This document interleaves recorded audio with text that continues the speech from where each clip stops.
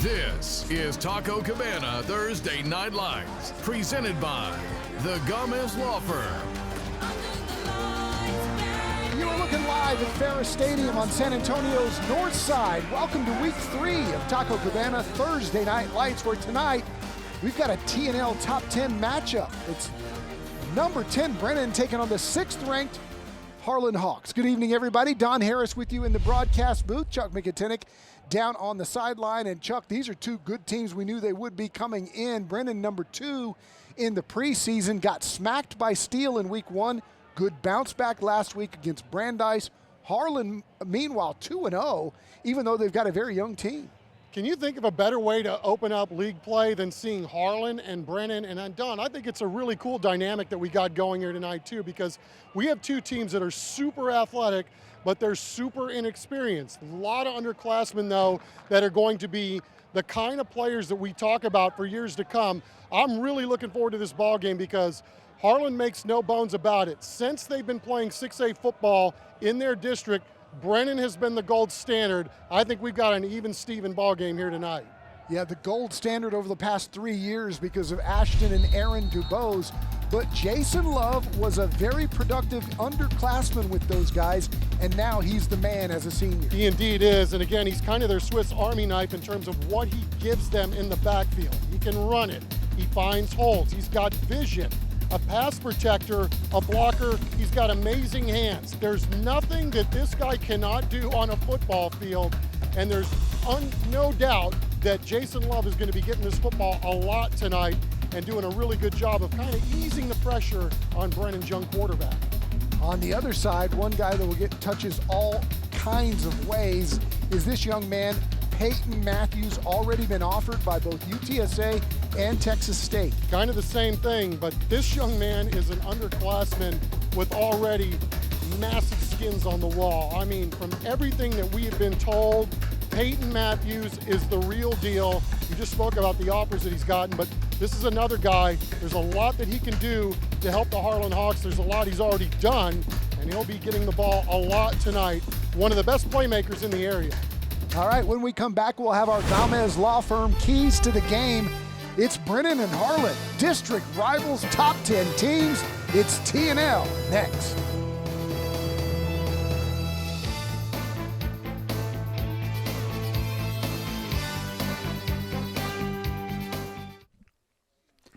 Welcome back. We're at Dub Ferris Stadium on San Antonio's north side, where we're getting ready to kick off between Brennan and Harlan. Right now it is time for our keys to the game. Chuck, first up, Steve Baser and the Brennan Bears. Yeah, the biggest thing for Coach Baser's Bears is don't make any mistakes. They had a ton in week 1, and they really cleaned up a lot of stuff in week 2, and it really proved to be very beneficial in terms of outcome on the scoreboard.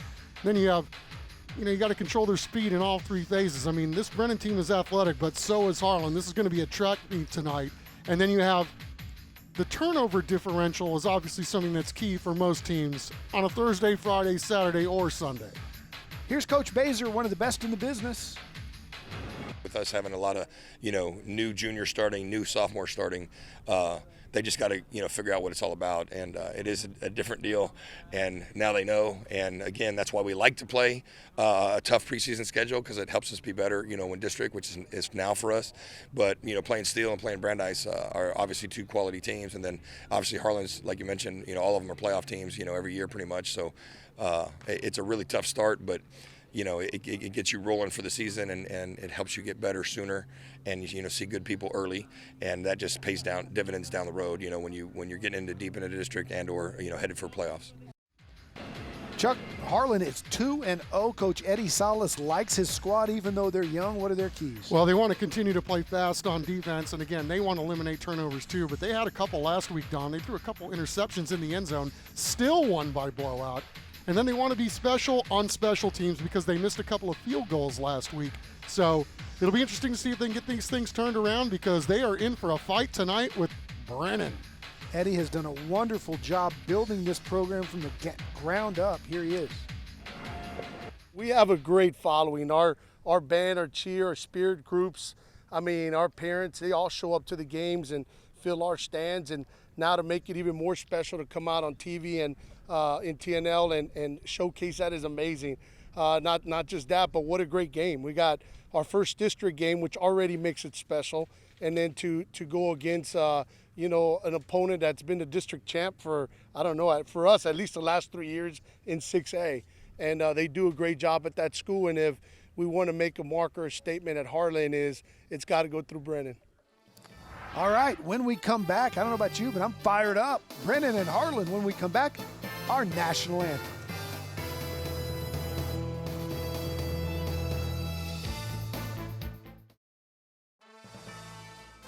Tonight's broadcast of Thursday Night Lights is sponsored by Taco Cabana, the Gomez Law Firm, Steel Chrysler Jeep Dodge Ram, Centro Med, Enroll SA, Countywide Service Company, Dr. Drake Sleep Solutions, Christus Children's, San Antonio Sports, Valero, San Antonio Metropolitan Health District, Vietnam Army Grunt Museum, Beluga Air, Rhino Roofers, Texas Kidney Foundation, Air and Plumbing Today, Ron Hoover RV and Marine, Harlandale Independent School District, San Antonio Zoo, and Monarch Trophy Studio.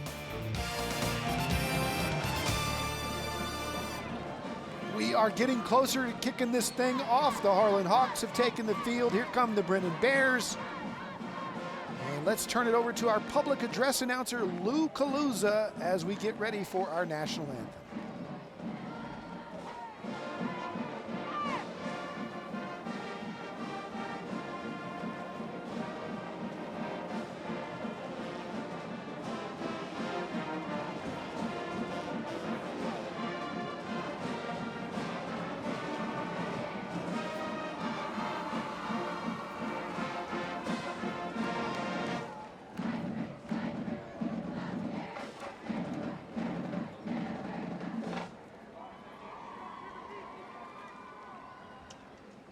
Standing at midfield, presenting our nation's colors this evening, is the color guard from the Texas 20,173rd Unit from John Marshall Harlan High School.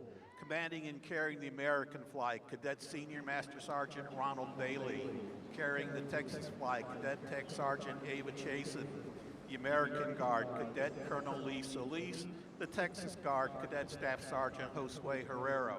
At this time, we ask everyone to please rise and remove your hats to honor America and the men and women serving in our armed forces around the world. Our national anthem this evening will be played by the John Marshall Harlan High School Marching Band under the direction of Hugo Escobedo.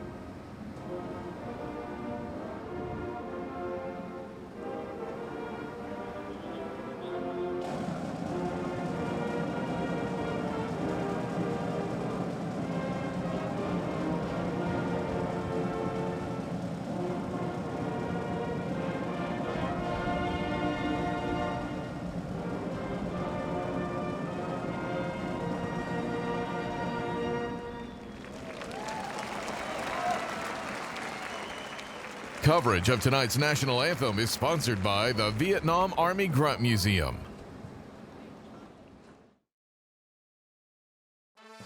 Game Time Weather is sponsored by Air and Plumbing Today.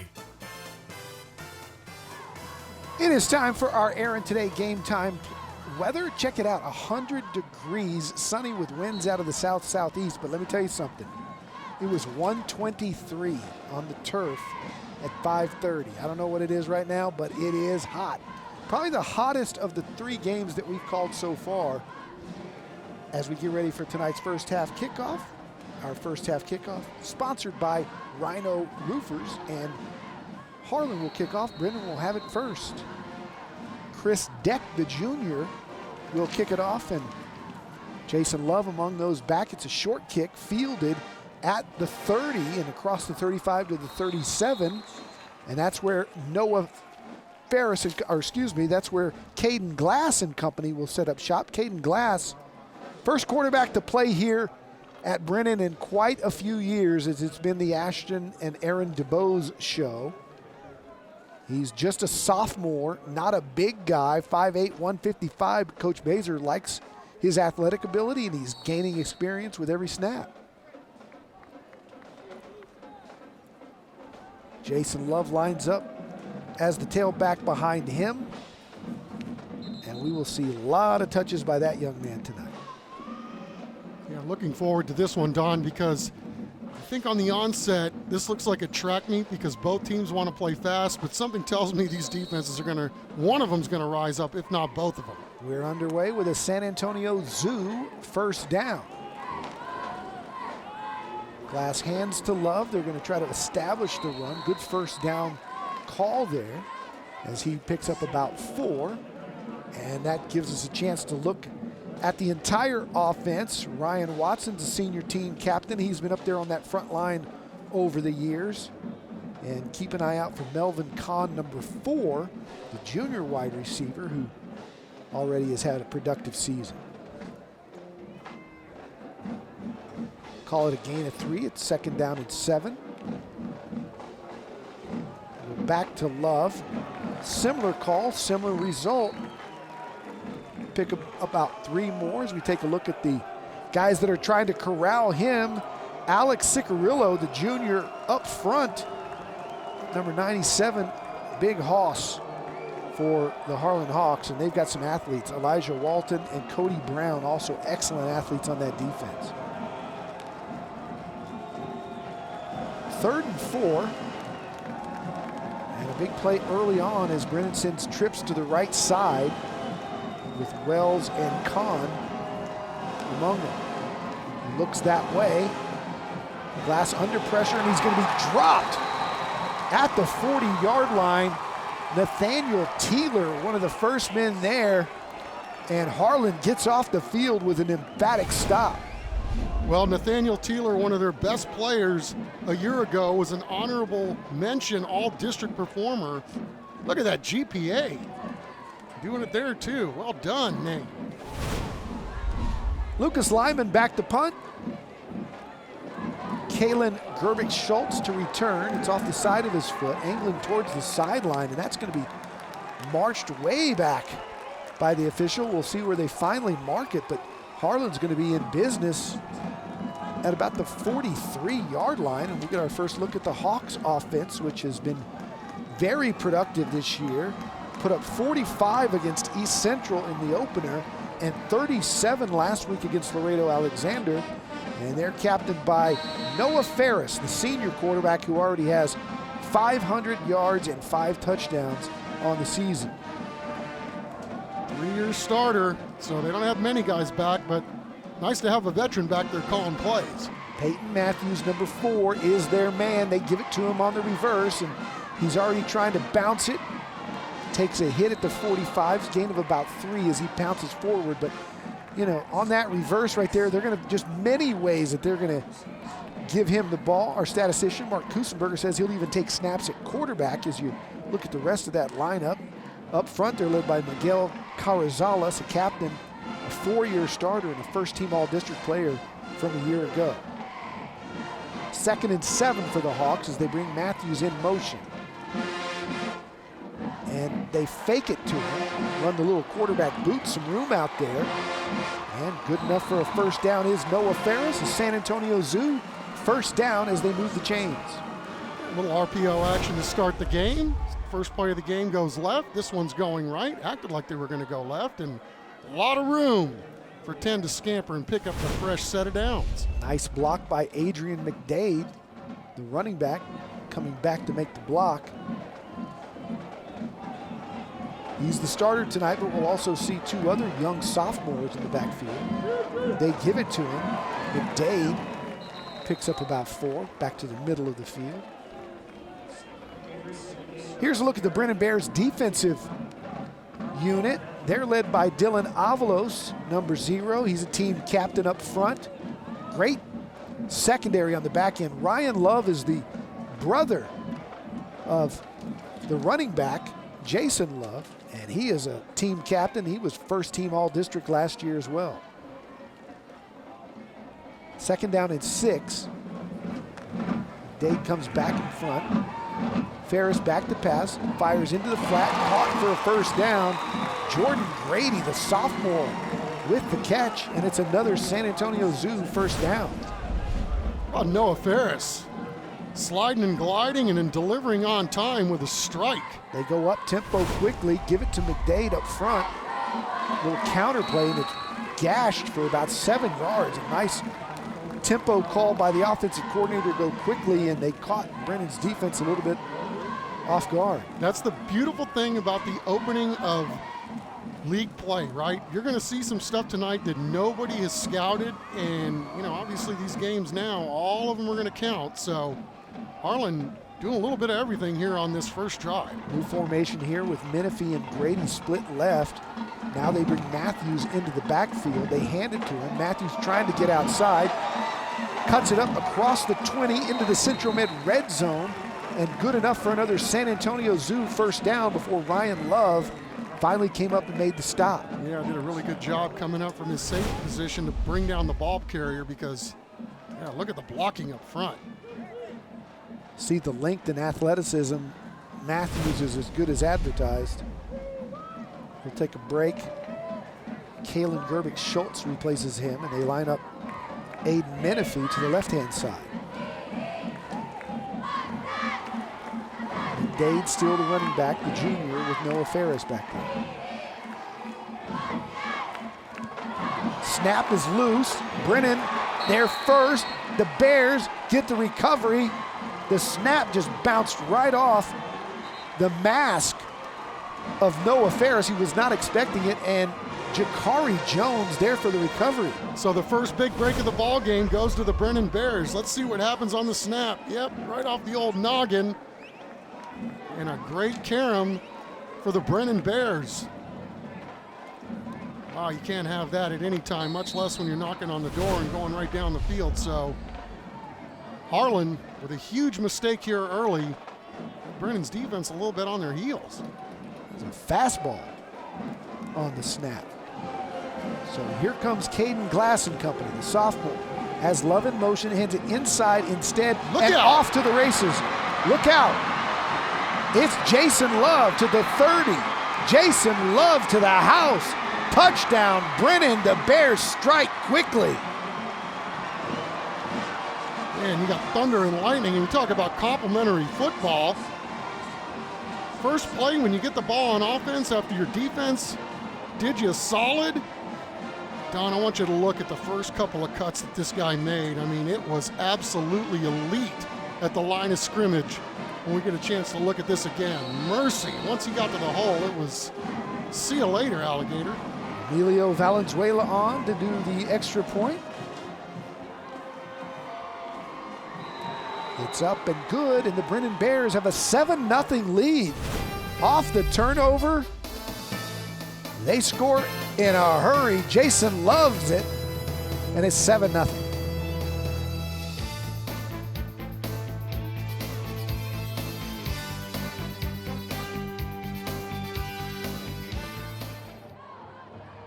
Welcome back to Thursday Night Lights here at Dove Ferris Stadium, and I am with Michael Hines right here. He is with Taco Cabana, one of our major sponsors here on TNL. Mike, how you doing today? I'm doing wonderful. How are you? I am fantastic. Always nice to see you. Always nice to be here on TNL. So you guys, 45 years for Taco Cabana. Why do you still choose to give so much back to the community? Well, 45 years, I mean, we're going strong, so we might as well keep going. Let's keep giving back to the community, and let's show the city that we are here to support forever. There's a Taco Cabana right by the station. We call it the cafeteria because it's literally just like right there. It's my favorite location. Yeah. What do you guys got going on over there? Well, right now we got the new Hatch Chili Pulled Pork Street Tacos right now, and then we also, with our 45th anniversary, we got the new Boom Chocolate Cookie, and then we have our new Yard Cup right now that we're selling out at $5 for limited time offer. So we chugged water out of those last week. We're gonna change it up today. I'm gonna put this in my trusty little location here. We got some tacos. And we got some tacos here today. So we got the Hatch Green Chili Tacos.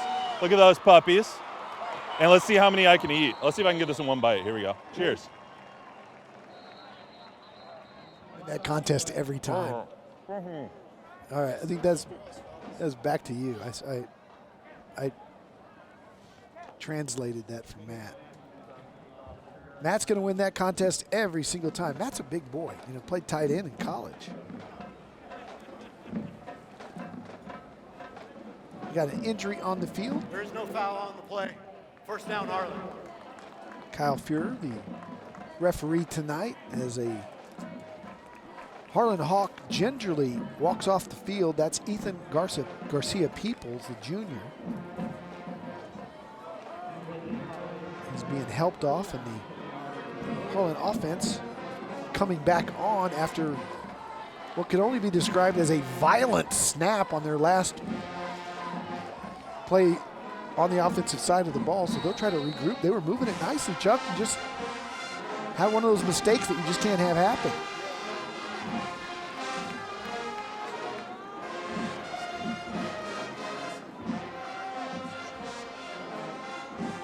Next thing you know, you're down 7-0.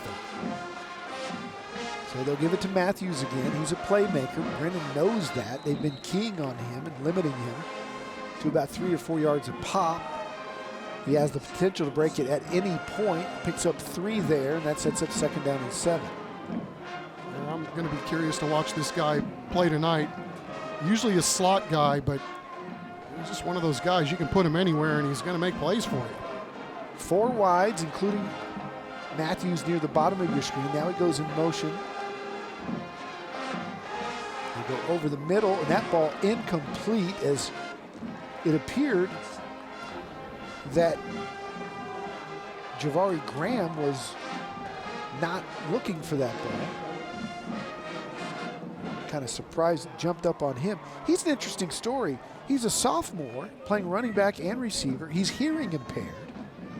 And because he's a sophomore, they're just now getting him kind of into the groove and into the game. Obviously, he has some limitations with his hearing, but it's a fantastic story because he's a really nice athlete. That one's picked off. He floated it out there, and it's Adrian McDade. No, excuse me. It's touchdown Brennan. On the defensive side, that's Tristan Escobar, the junior. We've called his name before, Chuck. He was a starter with that famous DuBose Brennan teams, and he just made a huge play. Yeah, no matter where you put this guy on the field, he's going to make some plays. Look at that. Steps right into the passing lane, and then that's just as good of a return. And a pick 6, so the Brennan defense looked like they were on their heels, but here they are, have made 2 plays that have helped Brennan out to a 13-0 lead to this point. And we'll make it 14 as the extra point is good. The Bears jumping on top of Harlan early off of 2 big turnovers. First action continues when we come back.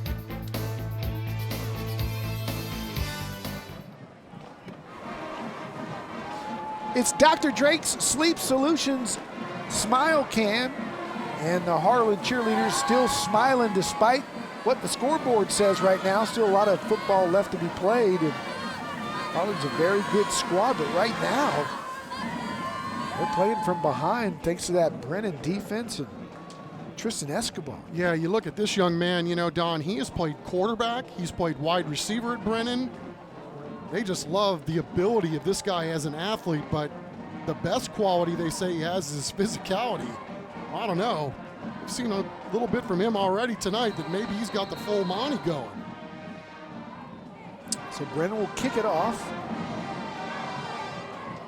Harlan will let it sail into the end zone, and the Hawks will try to regroup as we take a closer look at Tristan Escobar and our Dr. Drake Sleep Solutions, or excuse me, our Texas Kidney Foundation player profile.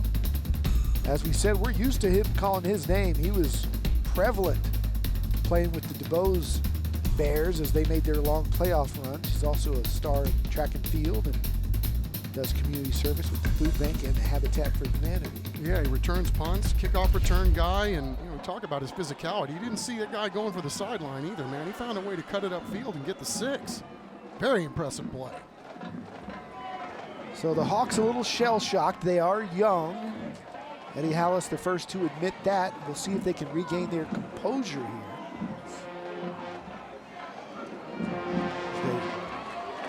They hand it off inside to McDade. Did I say Hallis? It's all right, Eddie Hallis. Salas. It's got a good ring to it, actually. As a coach, right? Papa Bear. There you go. No relation. 2nd down and 4. Little slant, another dangerous throw. They complete it. That was good to Caleb Morales. And it's good for a San Antonio Zoo first down. Yeah, that was a really nice throw right there. Throwing it into traffic, but right on time and right on dime. Move the chains. They moved it pretty easy on their first drive before the first turnover. Got Peyton Matthews in the slot. They run McDade in motion back into the backfield, and they hand it to him there. He's got a nice block up front. It's a good gain of the play. Picks up about 4 to be 2nd and 6. Yeah, if you're Brennan, you just gotta keep doing what you're doing, obviously, on defense. And then if you're Harlan, just got to kind of settle down a little bit. Go back to basics. Let's just line up and play smash mouth. They got at least the eye test. They're the bigger team. So let's see if you can get a little rhythm here going on the ground, and maybe that'll open some things up down the field. Trips to the bottom of your screen. Again, McDade goes back in motion. Now it's a quarterback boot, throwing one-on-one coverage on the sideline, and a great play defensively by Jalen Dalton, the corner there to break it up as we go down to the sidelines, and Matt Roy. All right, back here on the sidelines, Dub Fair Stadium, have our presenting sponsor. She's Anaí de la Garza with Gamez Law Firm. How are you today? I'm doing great. It's a pleasure being here representing the Gamez Law Firm. Awesome. Well, Gamez has been around for 50 years now. Mr. Gamez grew up here. Why does he enjoy getting newbies out here like yourself and kind of spreading the wealth and kind of being a staple in the San Antonio community? Well, as he said, Mr. Gamez grew up here in San Antonio. He loves being a part of the community, giving back, and it's a pleasure working for a firm that truly gives back to their community and encourages their employees to go out and volunteer and make a difference here in San Antonio. Absolutely. Well, we always appreciate the representatives from the Gamez Law Firm coming out here and supporting TNL. So we got a great game, we have a great guest, and we'll send it back to you guys. All right, thanks a lot, Matt. Be 4th down for Harlan after that one almost was broken open by Adrian McDade, but Brennan's flying around to the football.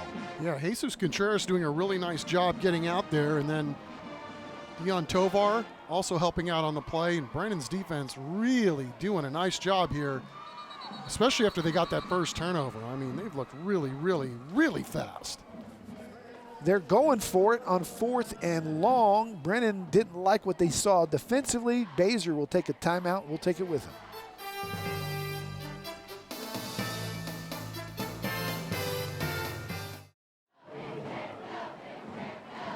Harlan back on the field. This time they line up in punt formation. Elijah Walton will do the honors and punt it away.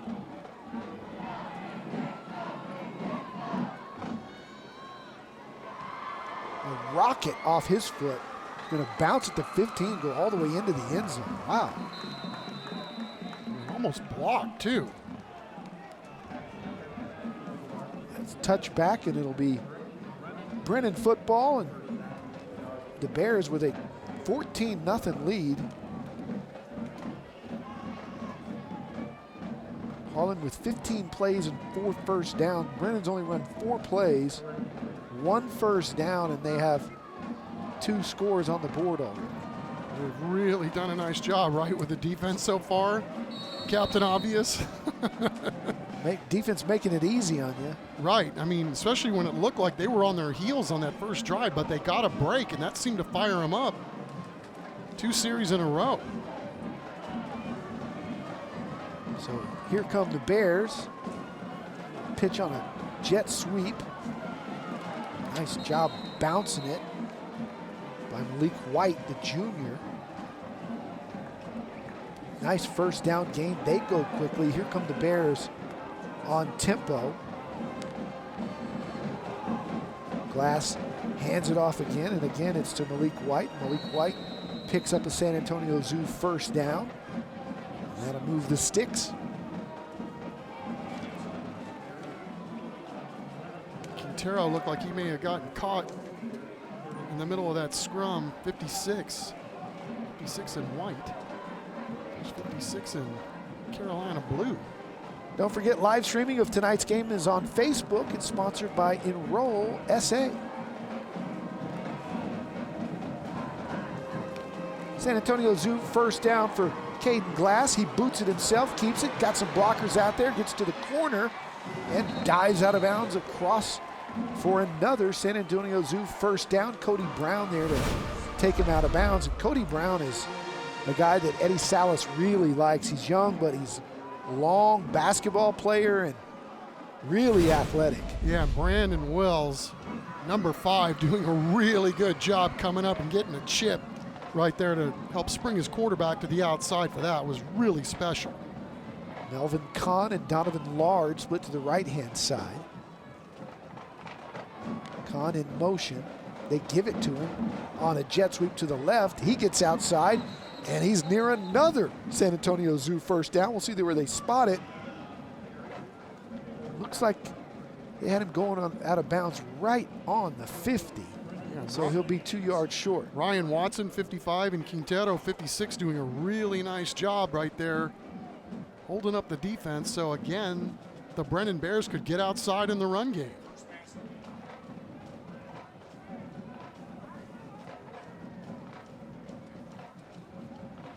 Call that a forward pass for Glass on the last one, even though it was just a little pitch forward.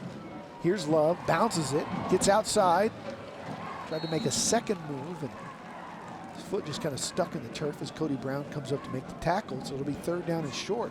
And Cody Brown doing a really nice job there on that one too. He's got 6 tackles coming into this ball game, 1 for a loss. That'll give him 2. He's also got a pick. And of course, he's Agent 0. Looks good on him. Just a junior.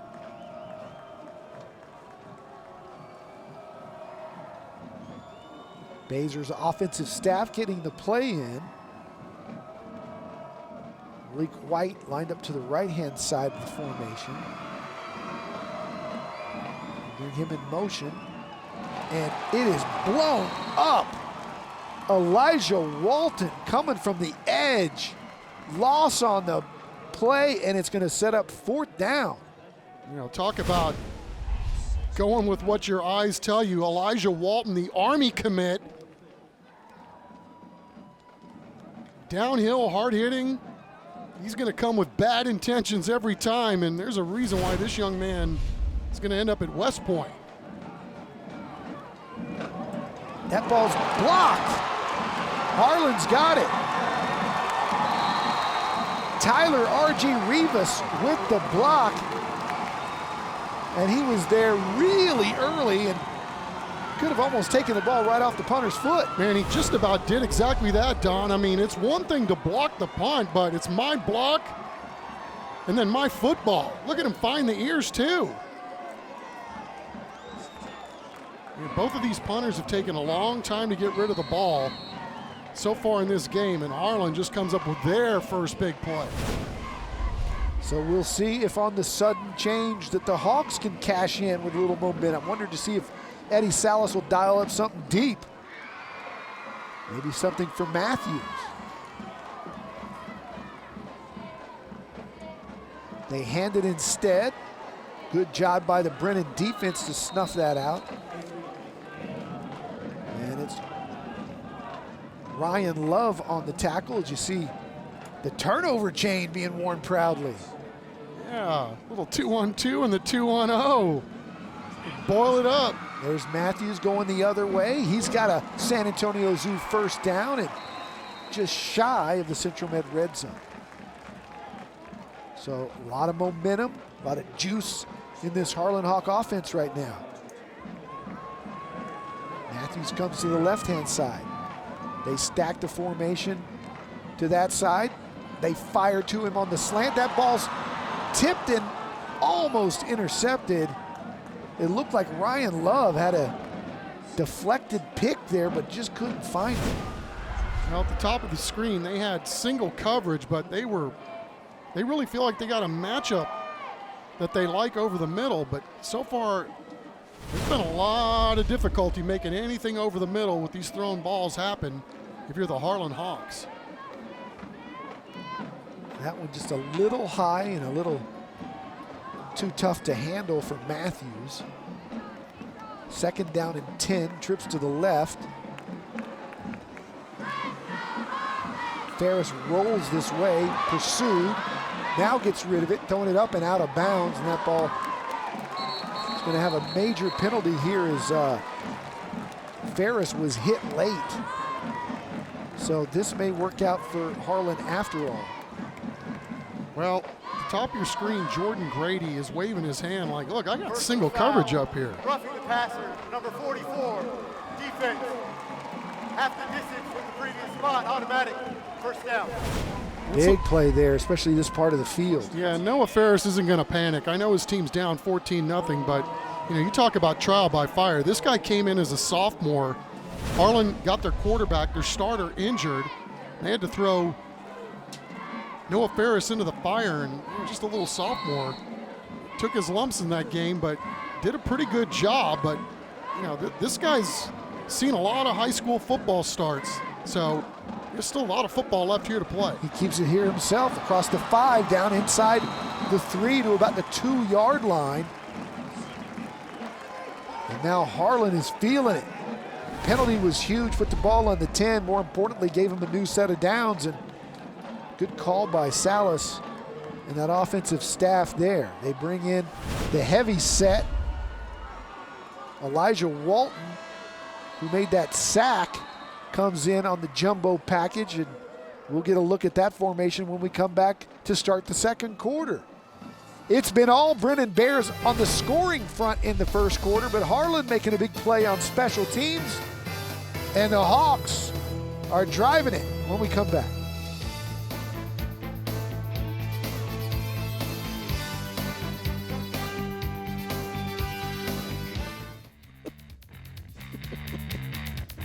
Welcome back. Time for our Harlandale Independent School District first half highlights. Big break early for Brennan. The snap off the mask gave the ball to the Bears, and Jason Love did the rest. First snap, Love 79 yards to the house. That made it 7-0 Brennan. And then another big play defensively. Tristan Escobar, that's an Oski, and he's taking it back. Touchdown Bears, they lead 14-0. Harlan got a blocked punt. They drive down, and now they've got second and goal from the 2, jumbo package in. They bull straight ahead and into the end zone for a touchdown to make it 14-7. It's Noah Ferris behind all that big beef up front. Yeah, they were going to go with that jumbo package sans the quarterback before the end of quarter, but once Brennan had a chance to set their defense with the time stoppage, they decided to put Noah Ferris back in the game and just let him do a little junkyard running right up the gut. Potentially cut this lead in half. Tim Ford with a nice block up there. They bunched it up and shoved it in. And the extra point is good. And it is no good. Yeah, it looked like it went wide I right. thought I saw the official. Okay, my bad. 14-6. Hey, let's take a look at that T&L top 10. We told you both these teams were in it. Reagan's been dominant. Johnson, woo, what a rivalry, right? Reagan and Johnson, they don't like each other, and they are 1-2 right now. Warren, number 3. Steele lost to Lake Travis, so they dropped from 1 to 4. New Braunfels has been impressive. Then you got the Harlan Hawks here tonight, Smithson Valley. My Churchill Chargers are 2-0. Alamo Heights, very impressive. And Brennan here at number 10. Yeah, Reagan Johnson, how big is that game going to be in about a month? Put me down for that one. Both could still be undefeated if you look at the schedules. Of course, my Churchill Chargers and Ron Harris, no relation, taking on Chuck's Madison Mavericks this week. I know, we do have a bet, I believe, too. Somebody's going to have to sing the bar of the other guy's fight song. Fight song, yeah. That's the Should bet. we lose? So no pressure, Blaine. I like singing. I hope I got no problem. Let's take a look at Dr. Drake's Sleep Solutions Smile Cam. Harlan with more to smile about now as they'll kick it off, and the fans on both sides with a lot to smile about as the sun has set. Here's Escobar, and there's a candidate for our collision of the game. Oh my goodness. Harlan's Devon Hernandez with a slobber knock. Yeah, I like these little pseudo onside kicks, but got to figure out a way to not give these Brennan Bears these Sunday hops with the ball. It's giving them a chance to get up ahead of speed because they're catching the ball at the chest.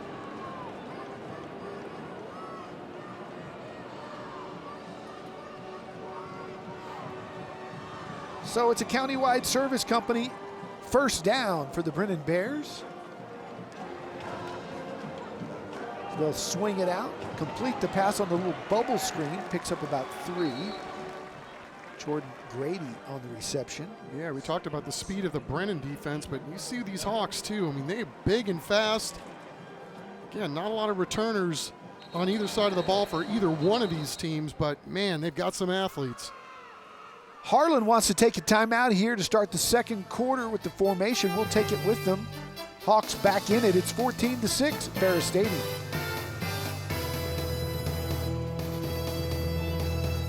Closed captioning for tonight's game is sponsored by the Vietnam Army Grunt Museum.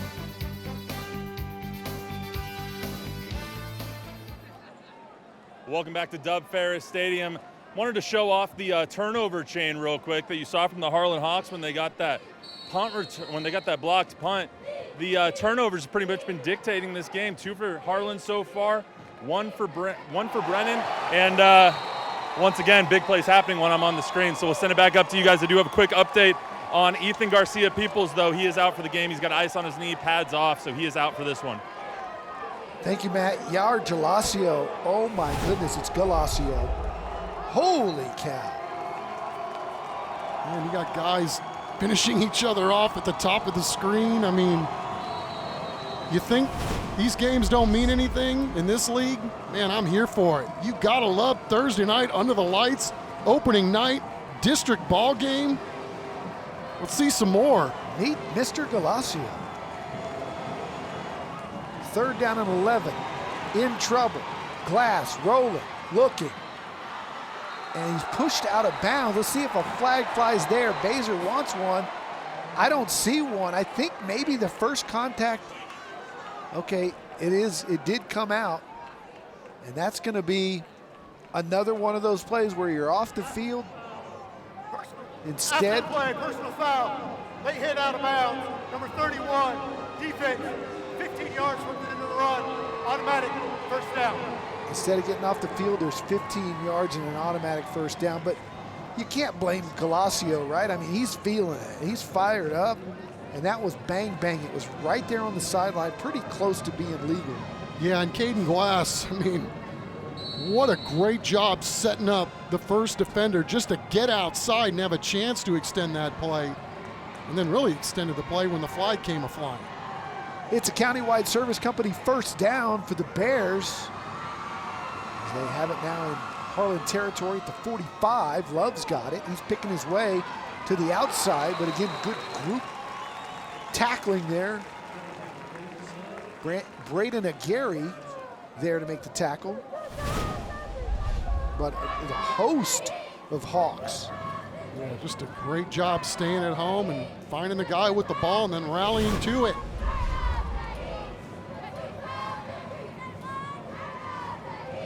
Do hawks swarm if there's more than a few? Is it a swarm? A gaggle? Is it a gaggle? I don't know. Don't Second ask down me and that. long. I don't know. As he fires to the outside, it's caught across the 30, across the 25, and near the red zone at the 21-yard line is Melvin Kahn. Well, Melvin Kahn, wide open, makes the play, obviously, and then watch him finish off this run. Will not go down. Another throw to the outside, another gain of about 4 or 5. Donovan Lard on the catch. And these teams like to move it quickly, don't they?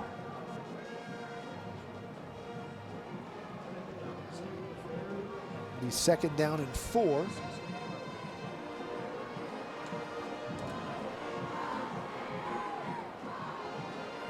And it's a group.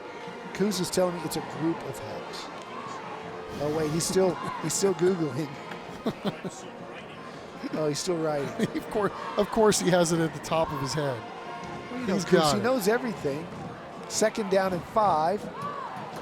Inside Love, across the 10, down near the 5. It's a kettle of hawks, or a boil of hawks, or a cast. Well, it's some smash mouth up front with Joseph Romo, the center, and Steven Rojas over there on the right guard. I mean, man, they are doing a good job of creasing on that play.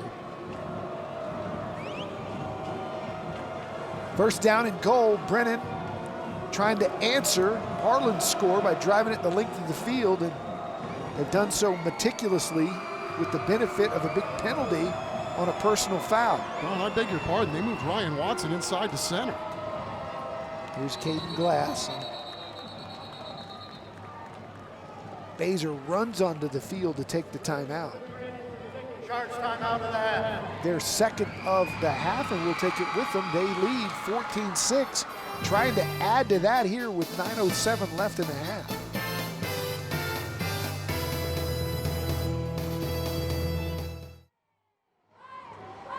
We're back. It's first and goal, full house backfield for Caden Glass and the Brennan Bears. They go to Love, off tackle.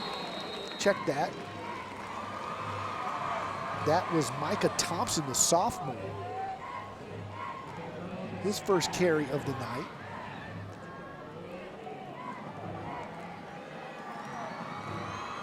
A lot of personnel changes for these Brennan Bears as they're looking at the play clock.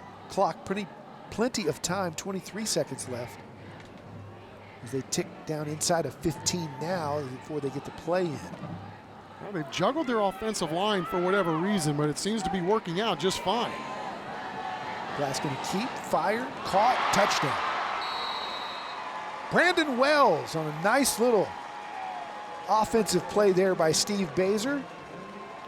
Quick developing, good throw, good catch, and it's 20-6 with a chance to go to 27. Looked like a senior right here. He's wide open, ball a little behind him, but he adjusted nicely and knew exactly where he needed to go to score the touchdown, and really nice job by Caden Glass making a throw under heavy duress to get his team up here. Another touchdown in the second quarter. Valenzuela to add the extra point.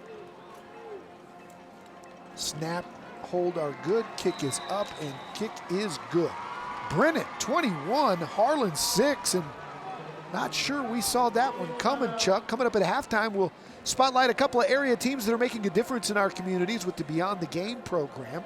Let's hear more about this initiative from San Antonio Sports' Jenny Carnes and Valero.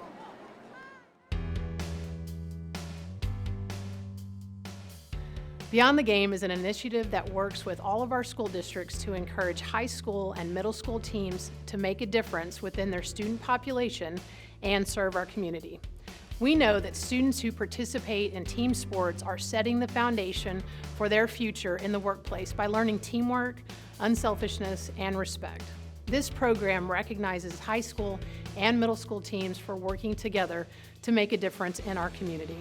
The values of integrity, respect, teamwork, excellence, and community service are the backbone of Valero's long-standing culture and we are honored to partner with Beyond the Game to recognize these exceptional students in their endeavors. Having Valero as a teammate for Beyond the Game will help this program continue to positively impact more teams, coaches, and families. 4 teams will be recognized during the San Antonio All-Star football game in the Alamo Dome. If you want to nominate a team, you can visit sanantoniosports.org and learn more about the program and nominate your team today. Our thanks to Jenny Carnes and Valero and everything they do with Beyond the Game program. We feature it every week on our sports shows, both on Max Sports and on News 4 San Antonio Sports Sunday. And it is always refreshing to see the great work being done in the community by both middle school and high school teams that are doing all kinds of things around town. Cleaning up places, painting places, taking food to the elderly, and reading to kids in elementary school. Man, when Stan Lang and Russ Bookbinder started this a few years ago, I don't think they even saw what a difference it would make in the community, and it's really, really fun to watch. Kick is angling out of bounds, stays in bounds, and we're back in 15 seconds. Do you know a San Antonio teen in 7th to 12th grade looking for ways to get involved in the community? They can apply to be a Project Worth Teen Ambassador today. For more information, visit our website or call 210-207-8850. 8:23 to play here in the first half. Brennan and Harlan in a District 29 6A battle. Brennan has owned the district in recent years. Made some deep playoff runs behind the spectacular Ashton Bowes, his twin brother. And now they've got a young squad, but they've answered the bell here against a very talented Harlan Hawk team. Going deep on first down, got a man out there and just overshot him. Jordan Grady, the sophomore, had his man beat, but Noah Ferris just a little amped up. Well, you know, I like what Harlan's trying to do there, right? We talked about it on the last series. He was singled up, and you could see, like, give me the ball. I think I got my battle, and I think I can win it. Well, they gave him an opportunity right there. They just could not make the connect, but, man, he had 3 steps on the defenders. I would not be a bit surprised if they go back to that at some point tonight. Jordan Grady, a sophomore, another one of those really good young athletes that they've got. Keep by the quarterback. And close to the first down marker. They're going to spot him a yard short as Ferris took off running, and it'll be 3rd and 1. Another one of our Texas Kidney Foundation player profiles, 4-year starter, Miguel Carrizales. First team all-district performer last year, and he's number 11 in his class out of 524 smart young men. And I'll say, that's getting it done. So here's Ferris with Matthews now joining him on 3rd and 1. They fake it to Matthews. Ferris keeps again. He's got the corner, and he's got midfield and the 45 before he steps out of bounds. It's another Countywide Service Company first down. Boy, if he gets a block, this is going a lot longer.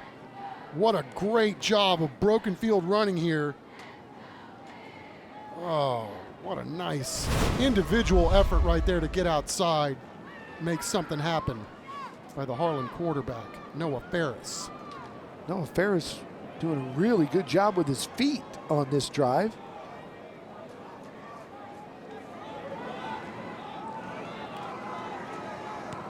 And he'll play action here on first down, was looking to go deep and making a play for those Brennan Bears. Big number 94 has been flying around. That's Johnny Romo. Yeah, Johnny Romo not on our 2 deep, but he made a big play on the first play from scrimmage, and he's been all over the ballpark tonight doing his thing. He's showing up on video, that's for sure. Man's quick. He's made a couple of violent collisions too.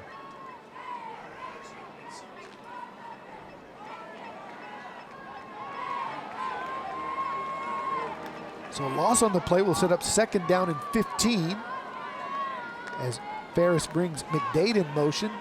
Then Boots to his left, looking deep, firing, and out of bounds. It'll be incomplete. It'll be 3rd down and 15. Oh, he wanted to go deep, but the heat was coming, and it was just really hard to get his feet and shoulders square to get that chunk down the field. But nice play design by Harlan.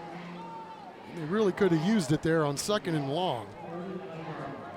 So it's 3rd and 15 midfield. Might be 2-down territory here, depending on how much you pick up. On 3rd, Ferris going deep this time, one-on-one coverage, gets it down there, and that ball is almost caught. Brennan playing catch-up on the back end, and that was Ryan Love who got there in time to break it up. There's a flag down. We'll check that. Offside. Number 44 was lined up in the neutral zone. Defense, 5-yard penalty. Repeat 3rd down.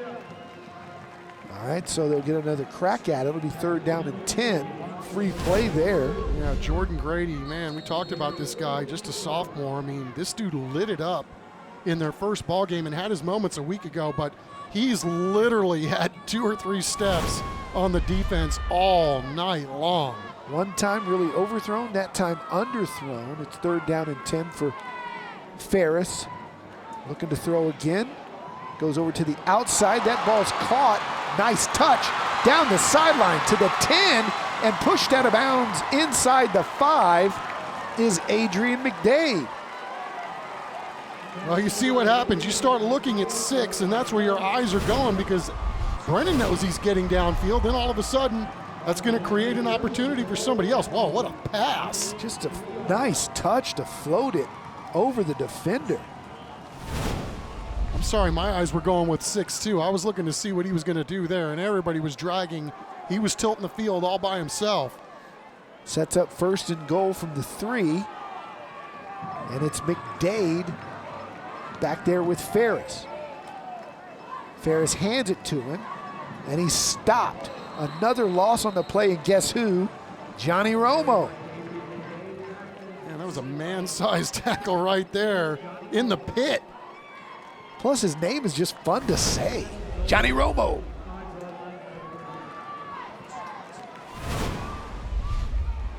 Here's live action now, and again, knocked out of bounds. Brennan's defense has gotten fired up here on this goal line stand. Harlan's going backwards. Solza McCullough coming up from his linebacker spot to lay some wood there. Yeah, 6'1", 190, just a junior, and man, showing some really nice speed, making sure nobody's getting the edge. Playing with an edge. 9th play of the drive, 3rd down and goal.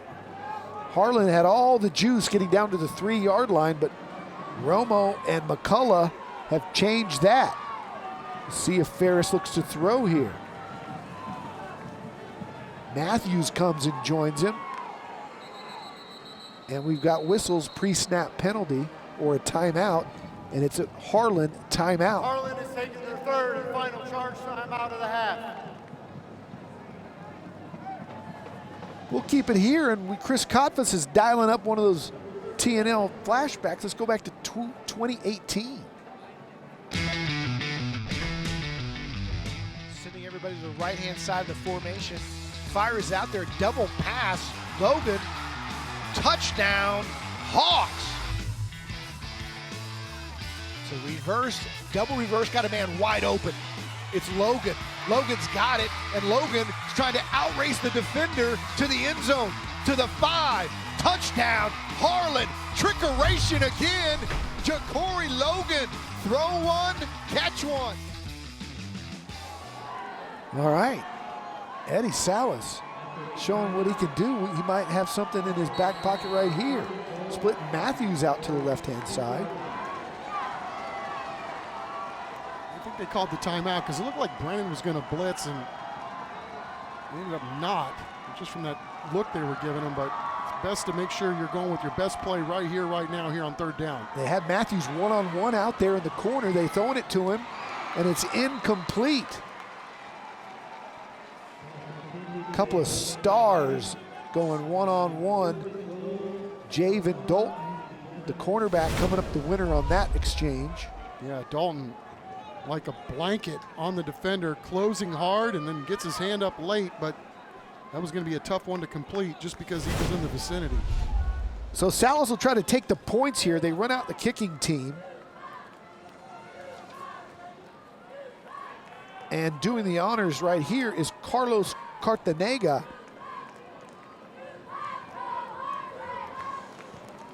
His kick is up, and it is good. So it is 21-9.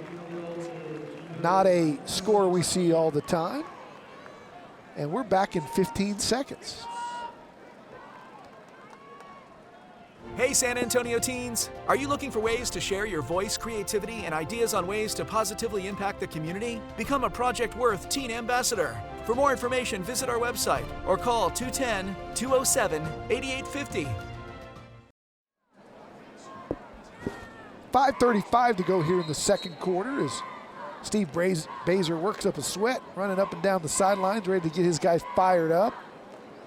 Close the half on a positive note, get the football back.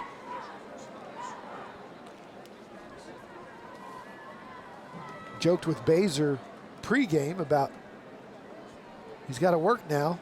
I mean, he's had it on cruise control the last 3 years with Ashton DeBrose running the show. Now he's got young guys he's teaching and loves it. Stayed in the game. A lot of people thought he might retire after Ashton left, but here's a little one of those squib kicks you love, Chuck. Tough hop. Taken by Brennan, look out. Good tackle in the open field by Harlan. We've got a flag down on the play. We do. Yeah, that was much better, right? Just make the guy have to work to pick up the football. I mean, footballs are oblong. Make that thing bounce and dance a little bit. Holding, number 30, receiving team. 10 yards from the end of the run. First down, Harlan. First down, Brennan. As Brennan gets ready to try to put more points on the board. I think with these young teams, we thought we'd have a close game. We weren't sure which was the better team at this point in the season, but it's just living up to the billing. Could go either way still. Both these teams learning on the fly. Here's a throw to the outside. Incomplete as Glass was looking for Donovan Lard, sophomore. Yeah, Lard, great route runner. He's made a ton of one-handed catches, they tell us, in scrimmages and practices, and starting to figure it out. I'm just really fascinated, right? You just see what happens in a high school football game, or any football game for that matter. I mean, Brennan's made 2 huge plays, right? Had the pick 6, and then the broken field run that went to the house, the long run. That's 12 points they've gotten on 2 plays. I mean, Harlan's really played well here. You just can't have the mistakes. Uh-oh. To the outside, showing speed, cutting back across the 40, and out of bounds there. A little jet sweep play to Melvin Kahn. He's a junior, and he almost took it to the house. Gonna go quick. Glass imploring his teammates to line up. Love giving directions to Wells. They boot out to the right. Gonna keep, good pursuit, loss on the play. Good job by the Harlan defense. Linebacker core running to the football. Demarion Cornish, the senior, there for the tackle. Sets up second down and 12. Loss on the play. Yeah, I don't know. Did I see Peyton Matthews out there too? 4, or are my eyes deceiving me? I mean, somebody did a really good job of making sure that nobody was getting to the edge, which allowed the other guys to rally to the football. Malik White in the backfield. Caden Glass, just a sophomore. Runs Love in motion.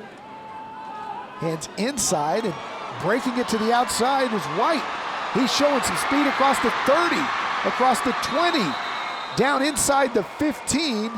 Malik White, the junior, just 35 yards coming in on the season, has 41 right there, and the Bears are inside the Central Med red zone and ready to go again.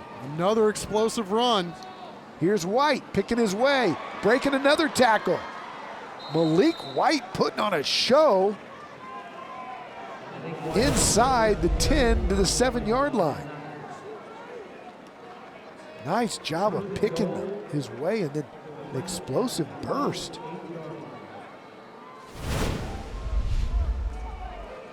Steve Baser may have just found another star in the making. Now, when has he not, right? It's an underclassman, somebody doing something. They got a whole stable full of them, and they've had them for years over at Brennan. It's a countywide service company first down, first and goal. They run a little counter inside, gets down to the 5-yard line. That time it was Micah Thompson, the sophomore, on the carry. They shuttle in, backs Jason Love coming back in here on second down.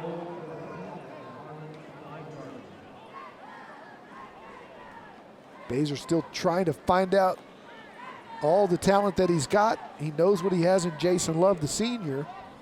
These young backs are showing they can play as well. He'll snap it. Glass will boot out, looking to throw. Does now. Nobody out there. And it'll be third and goal. Elijah Walton in hot pursuit. We talked about Elijah Walton. Did you see what he did to his guy on his way to the quarterback? Check out 24 on this one. He's done that a couple times tonight. Physical football player on his way to the U.S. What do they call it? Military Academy? West Point Army? Sir, yes, sir. You don't joke your way into that place. Boot to the left. Glass fires and just high for the intended receiver. Glass took a shot. Flag flies. They may get a new set of downs. Half the distance to the goal line. Personal foul. Roughing the passer, number 56. Defense. Half the distance from the previous spot. Automatic first down. Personal fouls giveth and personal fouls taketh away. Basically identical plays from the two defenses. You just got to let up there. Brennan did it, and then Harlan answered. Yeah, that's a tough play right there, right? Didn't look like a whole lot to it, but the way they're protecting quarterbacks these days, if you're a step late, you just got to pretend to let up. Play flag. Yeah, you got to know the situation too, right? Yeah, game changer. Third down. Might force a field goal there. Now new set of downs, half the distance, and they're knocking on the door, and they run into each other. Glass keeps, makes something out of nothing. Touchdown, Brennan. Nice play by Caden Glass to get it fixed. Just like you draw it up. Chicken salad. Oh, had a hard time finding the ears and almost had one of his guys pulling, knocked the ball out of his hands. Guys ping-ponging him around, but finally got the directional, the GPS working, and next thing you know, Brennan's got 6 more points on the board. There's so much confusion. I think Harlan didn't know who to tackle. We have to run that play again next week, see if it works again. Extra point try, up and good. And the Brennan Bears have pretty much taken control here in the first half. We'll keep it here and tell you about our Christus Children's $5,000 band grant. Hey, one of the schools on TNL this year is going to get $5,000, all based on votes. Scan the QR code on your screen. Chuck, you learned how to do that yet? Or visit the cw35.com/station/contest. You must be 18 and live in our viewing area. $5,000 band grant sponsored by Christus Children's. I'm still working on it, Don. Have you? I got a whole season to figure it out. You've done a I'll menu. get there. You've done a menu. I have. Okay, so you know how it works. But there was food at stake there, right? You got to cure the hunger pangs. That's a need to know. So I'll get there. I'll get there before the end of the season. I'll make you that promise. Well, we gotta catch up, you know. My son Landry, who's our spotter tonight, always giving me problems about technology. Not really giving me problems, but just laughing at me. And I don't like being laughed at by my kids. I have no problem. The sauce for the goose there. And there's a whole generation of people go, wait, what is that? You're making a big deal out of scanning a QR code. Hey, man, it's tough being me. What's that funny thing on the screen, hon? Just dots and tittles. 28-9, 2:46. We'll see if Harlan can answer here before the half, as Brennan has played inspired football here in the first half. 3 wide receivers to the right for Noah Ferris. He looks right, has a man underneath, now fires and completes. There's Matthews with his first big play of the night. Good job to get his feet tapped down. Yeah, and that time they had Gribbett Schultz running a streak and then threw it underneath. Love the play design, especially with Brennan trying to play a little bit of a prevent mode here. Ferris on target there. Runs McDade in motion. Countywide first down. Pitches it to Matthews. Throws back. That ball's a fumble, but it's picked up by Ferris. He's going all the way down the sideline across midfield inside the 45. And you know what? The way the ball bounces, you'll take it, right? That could have gone a whole different way. 100%. There were a lot of guys back in the day that were playing on AstroTurf on baseball fields that used to skip it across the diamond because you get a true hop. Sure. I don't think they were trying to do that necessarily by design, but it worked out well. I think that play was intentional. Yeah, guys. it did look intentional on second look. It did. So they hand to McDade. Coming up and making 2 tackles on 1 play is. There was no way that play was intentional, boys. No way. We used to run that in college. All right, I'm going to go ask the Harlan coaches during halftime. You try and fool the defense to thinking you fumbled it, so they'll stop playing. You get it back to your quarterback, and maybe he can make a move, which is kind of what happened.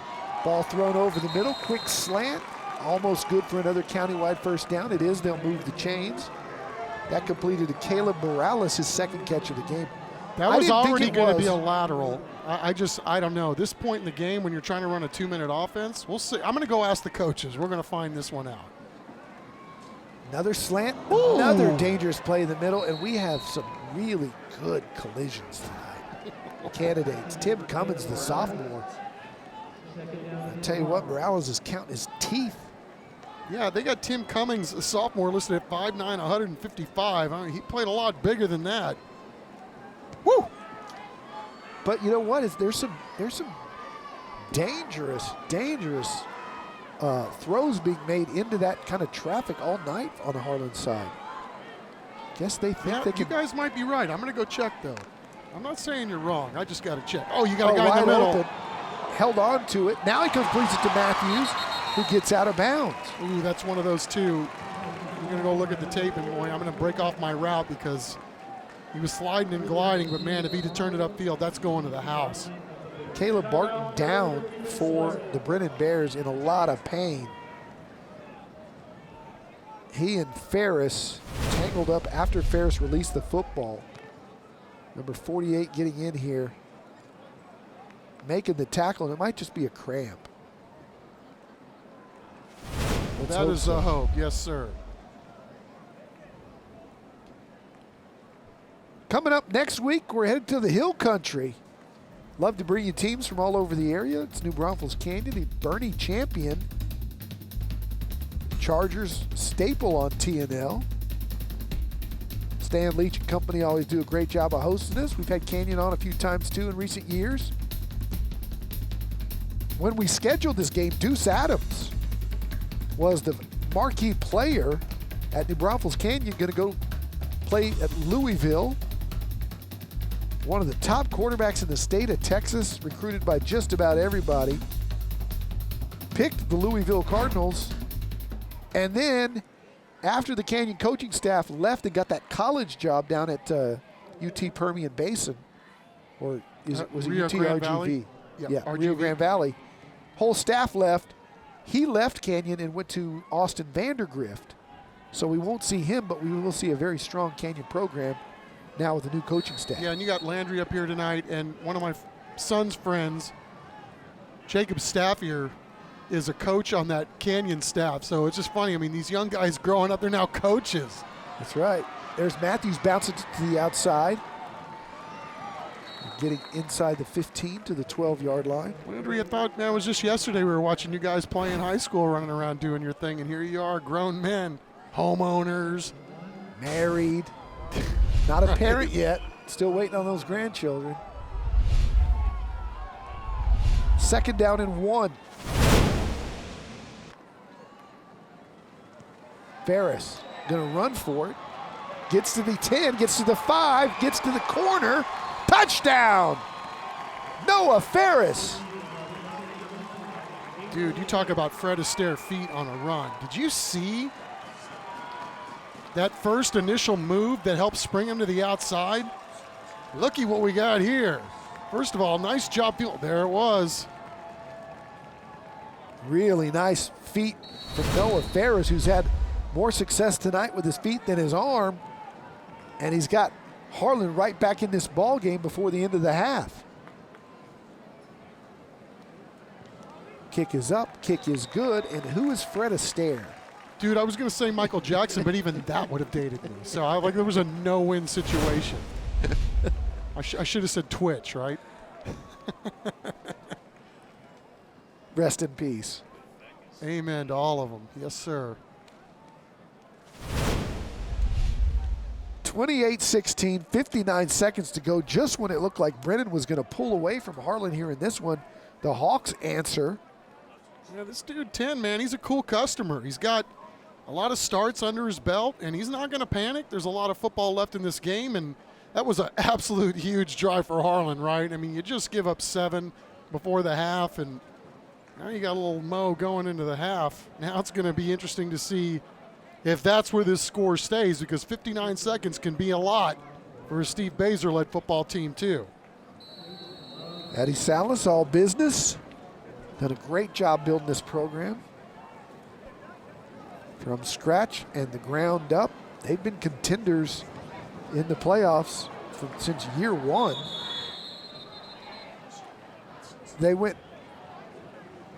We got a lot of football this week on our stations, including Dion's Buffalo's must-see TV as they play Nebraska, Iowa State, Oregon Tech, Stanford USC. And then, of course, we've got the Niners and Steelers on Fox, Green Bay and Chicago on Fox at 3:25. And then Sunday Night Football, Dallas and the Giants. Complete coverage of that one on Sports Sunday afterwards. Zach Hedrick, Jack Green will be up at the Meadowlands, and we'll have all the coverage starting at 7 o'clock. Another year of NFL football. I think that the fascinating thing about all that is, obviously everybody's going to want to see what the Cowboys look like in week 1, but you got a lot of locals playing in these games too. Thrown underneath, look out. Love down the sideline. Love cutting back at the 30 to the 25. Coos said they left too much time on the clock, and he's pretty much right on. 48 seconds and 1 timeout left for Brennan. Plenty of time, and Steve Baser's a master at this. Yeah, and Elijah Walton, 24, again, making a play, or that one's going all the way in there. It wouldn't have needed 59 seconds, that's for sure. We needed about 13 or 14 seconds. 31 yards on the play for Jason Love. And if we've seen over the years a guy who knows how to manage the clock, it's Baser. Fires double pass here, throw it, and incomplete, as Jordan Grady had to rush it because of really good defensive pressure. Yeah, Dwayne Wingfield, the junior, coming up and blasting away, doing all kinds of physicality there to break that one up and maybe rush that pass before he wanted to. Donovan Lard on the pass attempt. I like watching 24 play. He's a player. Absolutely. Might see him a lot if Army joins the American, as is being rumored.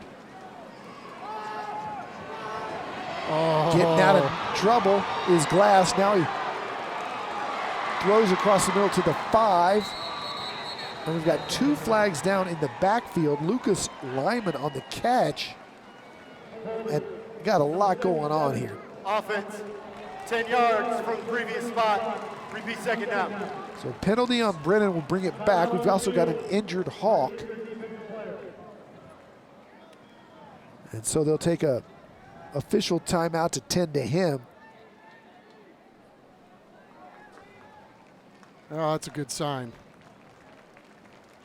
Don, it's just interesting to watch these guys grow up before your very eyes. And we talked about Caden Glass, had the rough opener, the Brennan quarterback. And wow, what a play that was, even though it's coming back. But as we take a look at Big Nate Tietler, that's another guy we certainly don't mind talking a lot about, because doing a little bit of everything, great football player, and glad to see that he's able to shake it off. 3-year starter, honor roll member. And now things get a little interesting here. 31 seconds to go, 2nd and 20, 1 timeout. Looking for an explosive here. And we've got arena ball, as all the receivers took off 2 seconds before the snap. False start, number 10, offense. 5-yard penalty, still 2nd down. So Brennan going backwards here with 31 ticks left, now 29. Yeah, and they played a pretty clean first half. Obviously, we talked about some of the explosive plays that they've had tonight that have really helped on the scoreboard, and this is really the first drive where they look kind of discombobulated.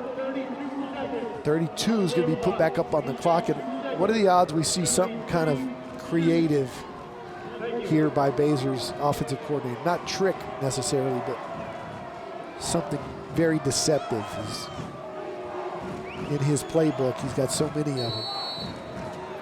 Well, you can see by the way that Harlan is playing, they respect the speed outside at the top of the screen. Glass under pressure, throws a little screen underneath, incomplete. It looked like they were trying to isolate Love on a screen to bust him loose, and Harlan did a really good job of sniffing it out. Cody Brown, a really good athlete, making a play over there as well. Indeed, and Rosendo Quintero, 56, I think he'd still be blocking if somebody didn't blow a whistle. Okay, not to throw that ball like into that much traffic. Then he's pointing at the official like he's holding me. Now we may just see Baser take the chance on Jason Love just being Jason Love. They hand it to him right up the middle. It's going nowhere. Good play by big number 99, Ronell Cunningham, the senior. And it'll be 4th and 23 with 13 seconds to go. And they're going to count it down. What do you do here? Just let the clock go? Looks like let your that's guy the way kick it's it? going. Just eat it? They'll take that 28-16 lead. So that's the end of a very entertaining first half. Turnovers galore, big plays. As advertised here on TNL, Brennan with the 28-16 lead. And we'll go down to the sidelines with Matt Roy as soon as he hooks up with Coach Salas. And the first thing we want to know, Matt, was that lateral bounce play intentional? Coach, they want me to ask, was the lateral bounce on that pass, was it supposed to be bounced or not? No, it was not. It was supposed to be a throw, just throw to him, but he was all balanced, just kind of got what he can, and thank God it worked out for us a little bit. Peyton said it was supposed to be bounced, so that tells you what he's doing. So you guys have kept bouncing back after being punched in the mouth by Brennan. Yeah. You guys just did again. How are you going to respond in the second half? We just got to play clean. We got ball, a snap that hit us in the face, and they got it going in. They got a pick six. I mean, those are 14-point turnover right there. A penalties that extended their drives, and our kids got to play clean. They're playing aggressive and they're playing tough, but we got to just clean things up and be a little smarter. All right, Coach. Good luck in the second half. Thank you. Appreciate it. That's the whole ball game right there, and that's what you said, Chuck. I got to hand it to you, Chuck, right on both counts. For once, it was not intentional, and those two plays, the difference in the ball game. The halftime show is coming up. Matt Roy will bring us the Scholar Athlete of the Week, both bands. It's 28-16. Stick around. Halftime show brought to you by Central Med. Coming up next. Tonight's broadcast of Thursday Night Lights is sponsored by Taco Cabana, the Gomez Law Firm, Steel Chrysler Jeep Dodge Ram, Centro Med, Enroll SA, Countywide Service Company, Dr. Drake Sleep Solutions, Christus Children's, San Antonio Sports, Valero, San Antonio Metropolitan Health District, Vietnam Army Grunt Museum, Beluga Air, Rhino Roofers, Texas Kidney Foundation, Air and Plumbing Today, Ron Hoover RV and Marine, Harlandale Independent School District, San Antonio Zoo, and Monarch Trophy Studio.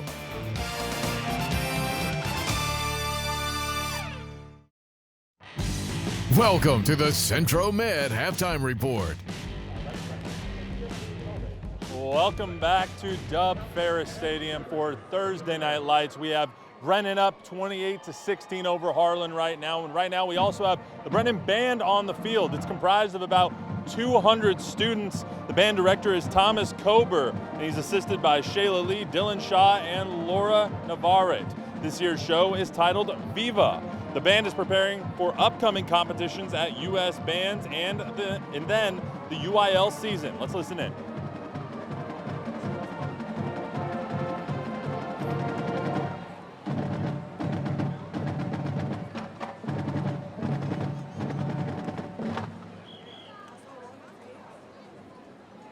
Now, ladies and gentlemen, please welcome to the field from Brennan High School, the Brennan Marching Band. Tonight, the PMP will present a portion of their competition program entitled Viva. Rugby for the 2023 PMP are Julia De La Rosa and Maya Bennett. The section of the week is the front ensemble. The PMP new member of the week is Avery Leatherman. The PMP member of the week is Clarissa Reynosa.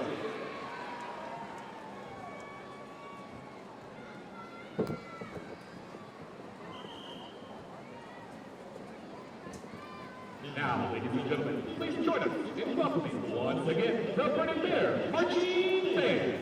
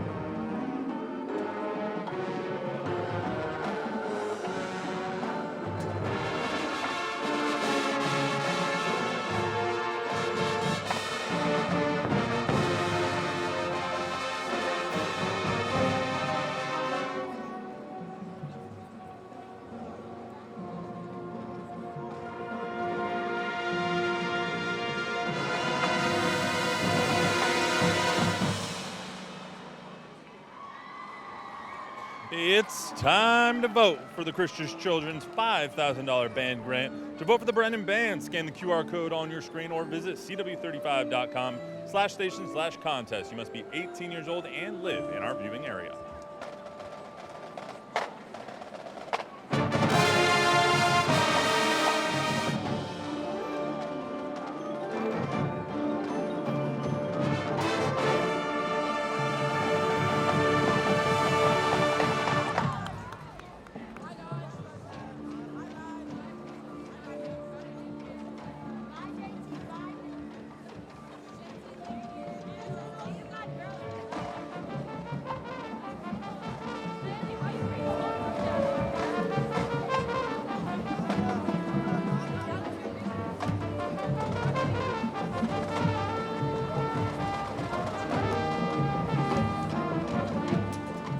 San Antonio middle and high school athletes are doing great things for our community. San Antonio Sports and Valero are shining a light on teams and individuals who model key values through their actions.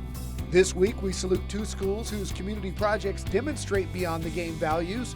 Members of Natalia High School Athletics displayed servant leadership at Natalia Elementary, opening car doors and greeting students as they began the school year. Brandeis High School student athletes spent a day volunteering with Kinetic Kids, coordinating drills and helping children with special needs master bike riding. These athletes demonstrated the beyond the game values of integrity, respect, teamwork, excellence, and community service. San Antonio Sports and Valero salute high school and middle school coaches who inspire their athletes to serve others. Parents, teachers, and coaches can nominate teams and individuals that go beyond the game. Visit sanantoniosports.org.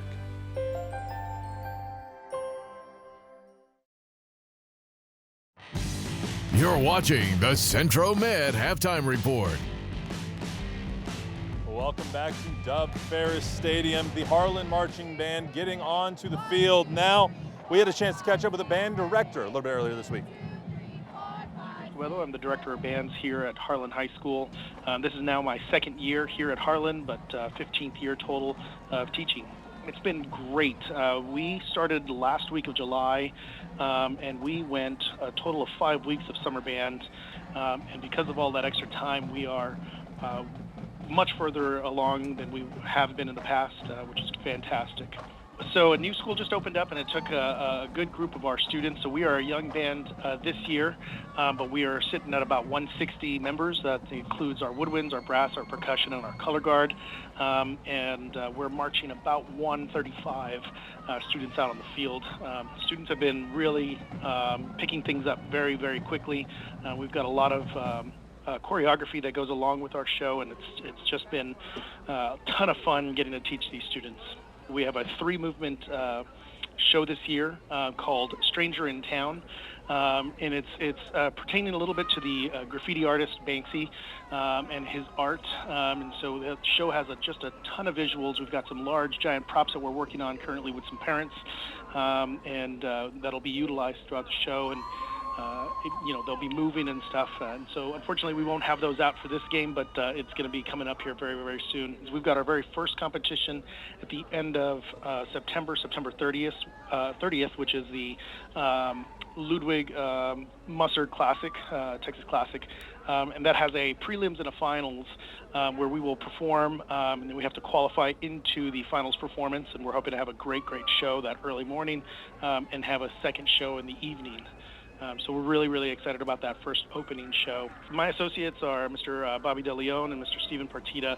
Mr. Bobby DeLeon has been working with the marching band. He's kind of the voice that the students normally hear, along with mine.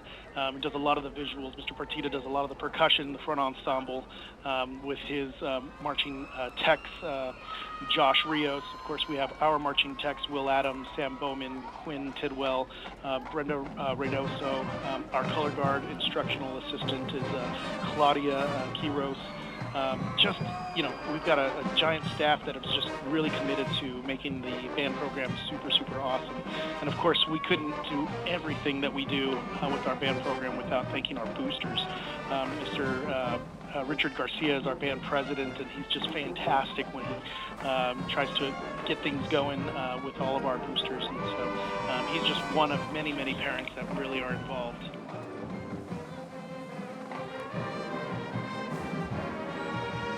To vote for the Harlan Marching Band, scan the QR code on your screen or visit cw35/station/contest. You must be 18 years old and live in our viewing area. Thanks again, Christian Children's, for sponsoring this year's $5,000 band grant.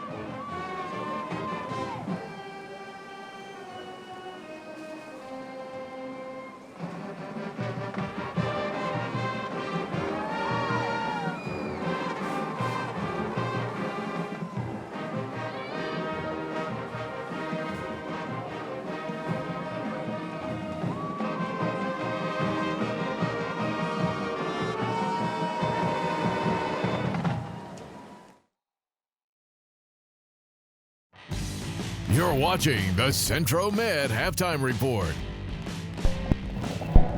Each week, we recognize outstanding student athletes from the school.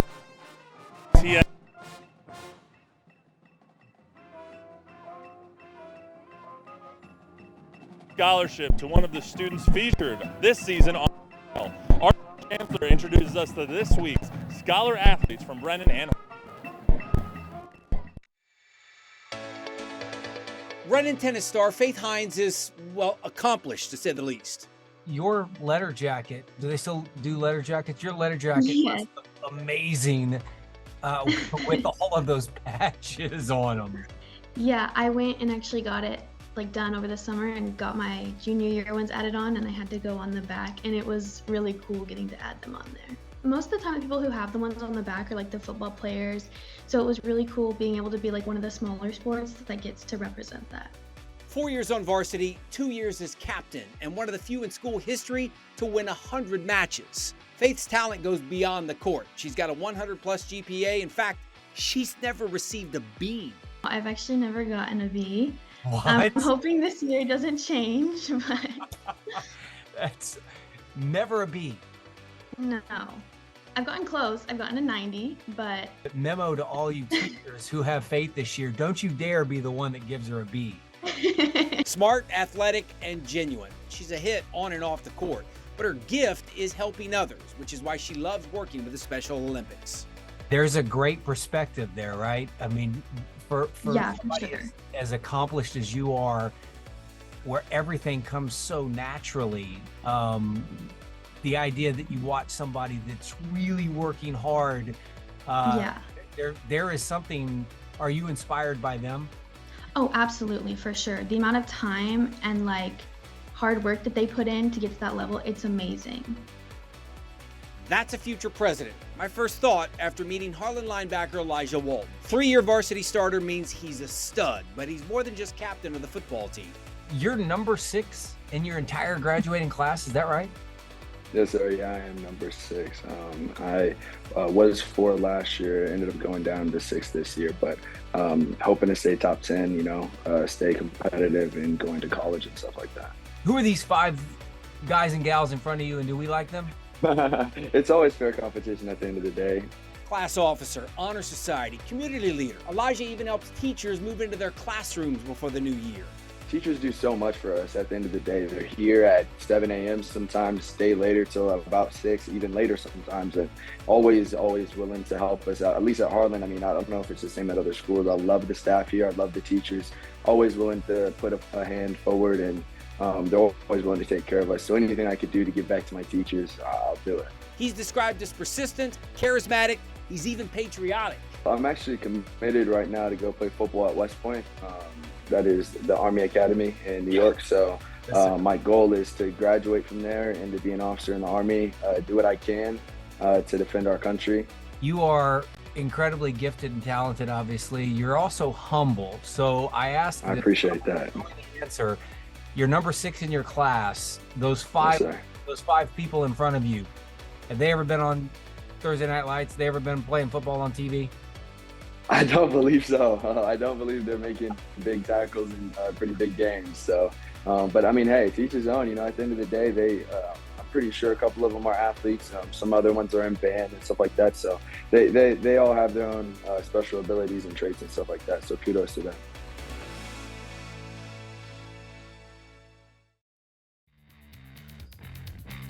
Hey, it's time for our Harlandale Independent School District first half highlights. Man, it was all Harlan early. After a turnover, Jason Love went 79 yards to make it 7-0. Then they had a pick 6. Tristan Escobar made it 14-0. Harlan was cruising. Brennan was cruising. Here comes Harlan. Turnover led to a couple of scores. Noah Ferris has had a couple of those for the Hawks as they keep fighting to stay in this ball game, and it's 28-16 as we get ready for the second half kickoff coming up next. Steve Baser and the Brennan Bears with the lead here as we get ready for our Rhino Roofers second half kickoff. Baser's squad, Emilio Valenzuela will do the kicking. Harlan will get it first here to start the third quarter, and they kick it away, kick it deep. Ball's going to go all the way down to the 3-yard line where it's taken by the Hawks. And getting it out across the 20, and across the 30, and across the 35 to almost the 40-yard line. A nice job there on the return by Harlan's Dwayne Wingfield, and we go down to the sidelines and Matt Roy. Yeah, Don, Chuck, we caught up with Steve Baser coming out of halftime, and he said they have to stop the big plays. They're doing a good job creating their own big plays, but Plays just like what you saw on that kickoff is what Steve Baser needs to stop to prevent Harlan from coming back. Said they keep punching back. No matter how many times they punch Harlan, Harlan's punching right back. They got to stop that in the second half to win this game. Yeah, Noah Ferris is kind of feeling it too, the way the first half ended as he takes over with a new set of downs and hands on the little jet sweep to the outside. Good pursuit by the Brennan defense as strung out by Jordan Grady. And on the defensive side, Tim Cummings, the sophomore linebacker, out there to help make the tackle. Yeah, you can tell that what Harlan saw in the first half was that we need to get Jordan Grady the football. This guy has been open all night, and even before a play develops, Jordan Grady thinks he can get open, and so far he has been, and they want to give him a touch here obviously early. He's already touched it twice here to start the first half, or the second half. No gain. 2nd and 10. Ferris booting out, throws it away as he was being pressured up there by Dylan Chapman, the junior defensive tackle, with good penetration there from the defensive front. Well, trying to stretch the field on that one, send a lot of guys deep, and see if he might be able to hit something underneath, but pressure coming from the Bears. So it's 3rd down and 10. Ball spotted at 37. So a big play for the Harlan offense if they want to keep this drive alive. Play action fake. Ferris wants to go deep. Now he's going to run. He's going to get to the outside, and I think he may just have gotten to the sticks. Going to be marked a little bit short, but it's going to be in the zone where you can go for it here on 4th. Try to pick up that San Antonio Zoo first down, and they will. And you're right, Don. I think he was trying to go deep. Just decided to tuck it and go, and let's see if they can get it on 4th. Rugby scrum. Ferris bounces it. Plenty to pick it up.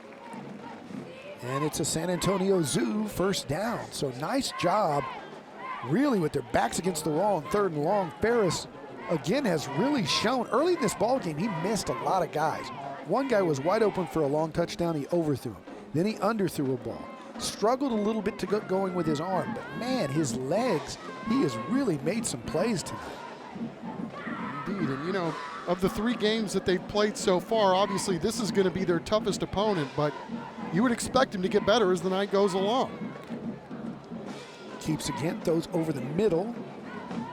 Nice little sidearm action to get that in there to Matthews. Going across his body, running to his left and throwing right. This is not a easy throw. A little Patrick Mahomes action there. Indeed. 2nd down and 5. This time he hands on the sweep. And McDade picks up a few. Setting up a 3rd down and manageable, about 2.5, 3 yards. And again, you're not going to see Noah panic. I mean, this is a guy that's played a lot of snaps, and he spends a lot of time watching film and working his craft.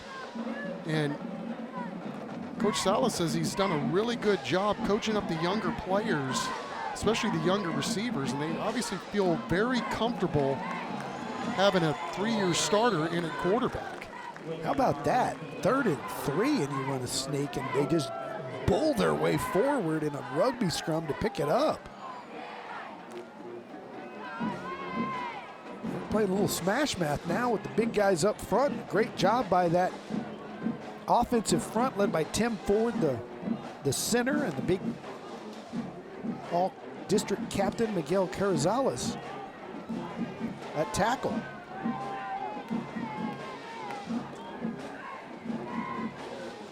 Dade not going anywhere this time, and again it's Dylan Chapman, the linebacker, who's had a fast start here to the 3rd quarter with 2 nice tackles. Yeah, it was a little formation where it looked like Harlan was going to continue their jaunt down the field in terms of pressing the Brennan defense on the back end, which, by the way, Brennan very comfortable with the dudes that they've got back there. But the front 7 just getting a nice surge and a nice push and really blowing up that run right up at the point of attack.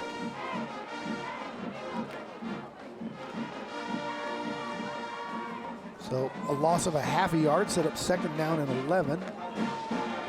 Matthews in motion. They hand it to him, but Brennan's defense not fooled, and out there again on the edge doing a great job, Tim Cummings, the outside linebacker. Yeah.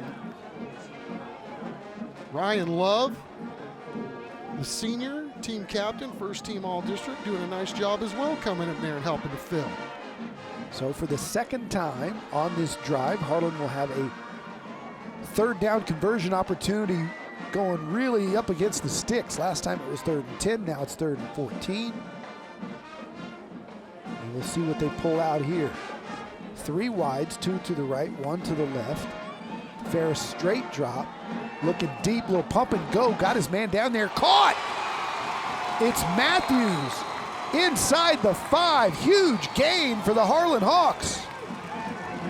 Well, you can let him run it, you can let him throw it. The big key is getting him outside and let him roam, clear and free to navigate. Great ball, great route. And the dime, right on time.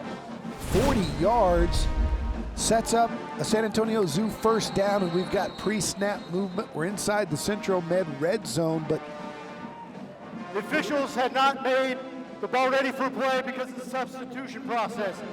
There is no foul on the play. so no penalty, just not ready to go yet.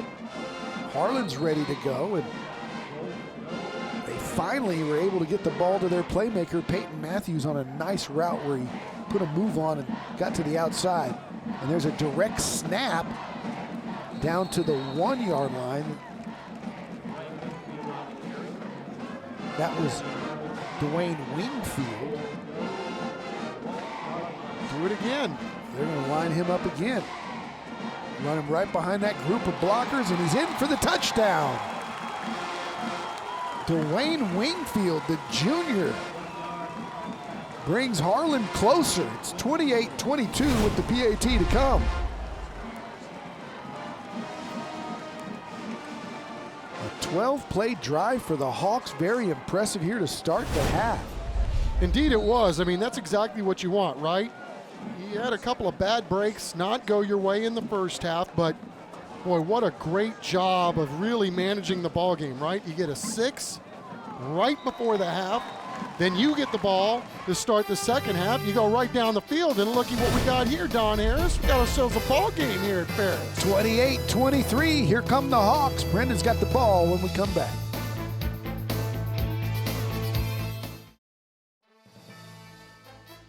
Closed captioning for tonight's game is sponsored by the Vietnam Army Grunt Museum.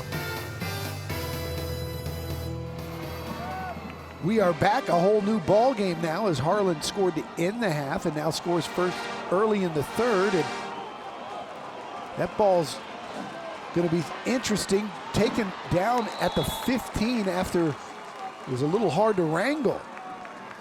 Brennan will have the football when we come back.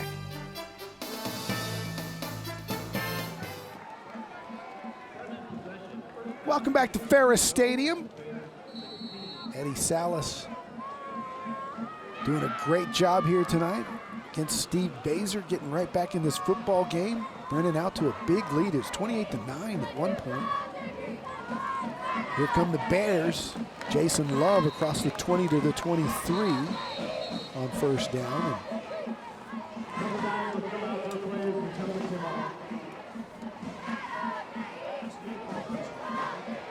Love's just gone over 100 yards on the night. 6:10 left here in the third. Second down and manageable. And it's Love again, close to the sticks. They'll move it. It'll be a San Antonio Zoo first down for Jason Love. A fascinating ball game, right? You got tempo even when you're running it, and Baser kind of thought that we might see a little bit of a track meet here tonight, and certainly on occasion we have, but both defenses chipping in, even some special teams action here to show out tonight as well. Go inside the Love for the third straight carry. This time on first down, picks up only about a yard, maybe 2. And second down and 8 for Brennan. And we have an injured Harlan Hawk down on the field, but he's okay, walking it off. Galacio making a really nice play on that one to blow it up, and he was the guy that got a little nicked up. So, guys selling out here on Thursday night. He doesn't want to come out. They're forcing him to. We're back in 15 seconds. Do you know a San Antonio teen in 7th to 12th grade looking for ways to get involved in the community? They can apply to be a Project Worth Teen Ambassador today. For more information, visit our website or call 210-207-8850.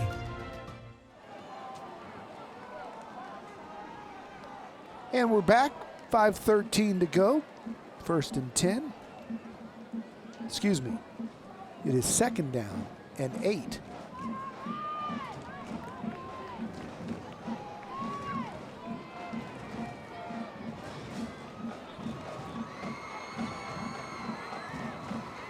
Run a man in motion, 5 to snap it, they do. Straight drop, Glass over the middle, tipped. Incomplete, just a little high for the intended receiver, Brandon Wells, and that'll set up 3rd down and 8.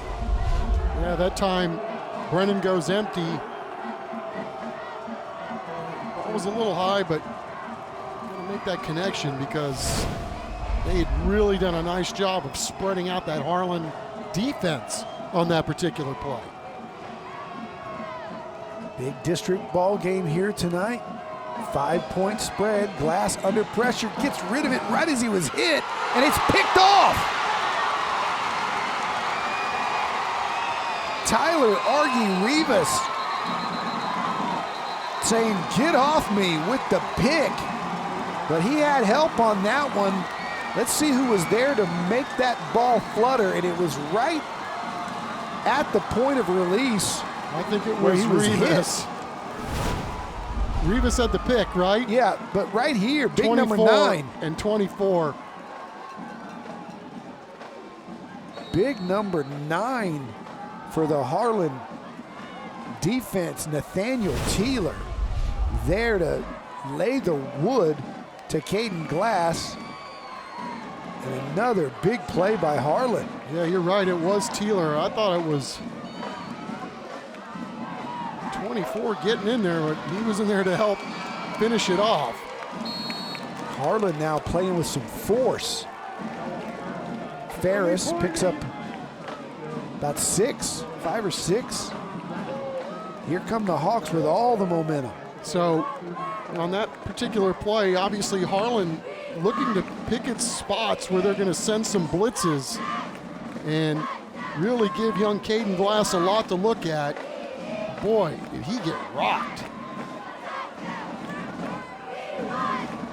2nd down and about 5. McDade back in the backfield along with Morales. Here's Ferris running it himself. He's slung down, but I believe it's going to be another San Antonio Zoo 1st down as we go down to Matt Roy. Well, guys, the Harlan Hawks are coming back on the field partly because of the players and partly because of a great student section.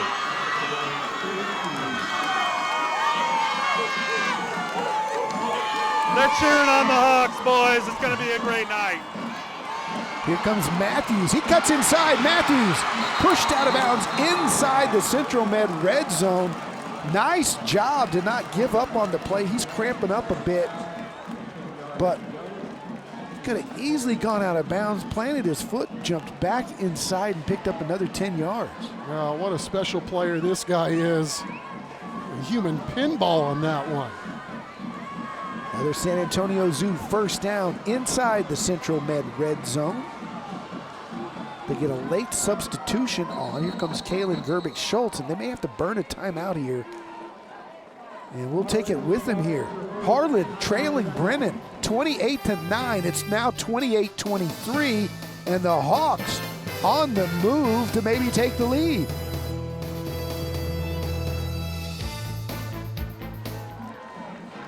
Dr. Drake's Sleep Solutions Smile Cam. Lot to smile about now for them Harlan Hawks. They're fired up about the comeback. And it's 1st and 10. McDade's got it right up the middle. He bounces off a tackler and picks up a couple. I think it's a gain of about 2. Tristan Escobar, big physical safety there. Yeah, you know, we talked about this guy, just a junior, and he's the guy that's getting a lot of college looks right now. Obviously still in the look at me stage. But, man, he is fun to watch.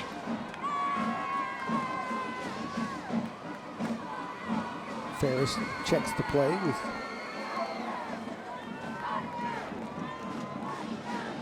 the Harlan staff. Still got 5 to snap it. Looking to throw. Goes deep, corner, caught, touchdown! What a throw by Noah Ferris. Caught by Kalen Gerbic-Schultz, and Harlan's in the lead. Wow, just like that, we got a drive for a touchdown, another drive for a touchdown by Harlan, and then what a dime. Kind of thought he was throwing it away there for a second, but nope, saw his guy flash. And the Harlan Hawks have battled back to take the lead here late third quarter. He looked at Matthews on the post, went through his progressions. I thought he was bailing out on it too because he was sideways. He wasn't squared up completely when he let it go. Just kind of slung it out there. Beautiful throw. And they'll go for 2.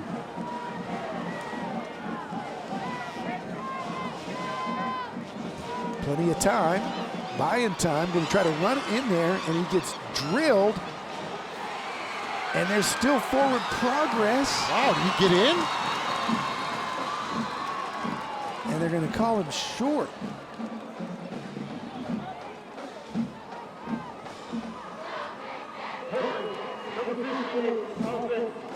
That penalty's declined. Zone play. No good. Huh. I'd like to take a look at that. His shoulder blades were both across. I don't know where the ball was, but we'll take a break. Maybe we'll check it out when we get back. Harlan's up, 29-28.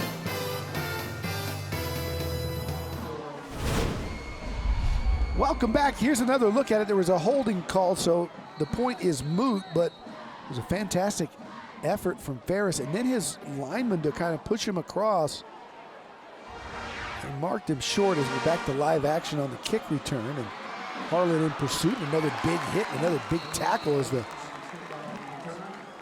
Hawks feeling their oats here, and that was number 0 again, the really nice, long, tall, athletic Cody Brown, who will stay on to play corner. They really like him. Yeah, that was a fun play to watch again, just because, you know, dudes were selling out. Nobody was giving up on the play. Even Souza McCullough for Brennan lost his hat on the play. And for the first time tonight, Caden Glass and company find themselves behind. How do they answer here with 2:17 to go here in the third?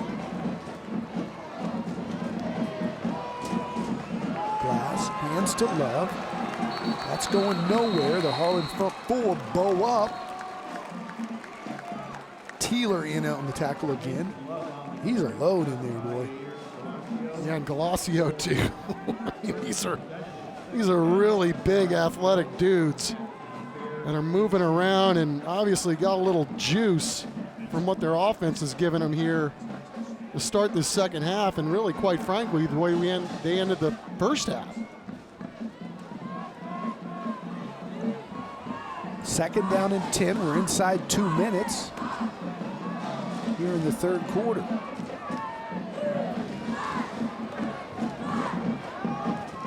Little bubble screen.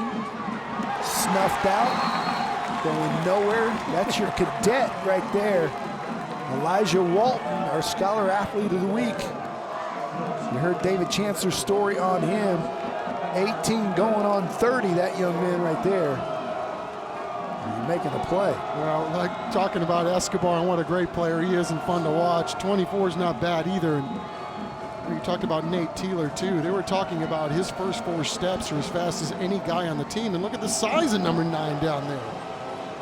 Big play here. Third down and 10. Bazer's squad deep in their own territory. Harlan breathing fire.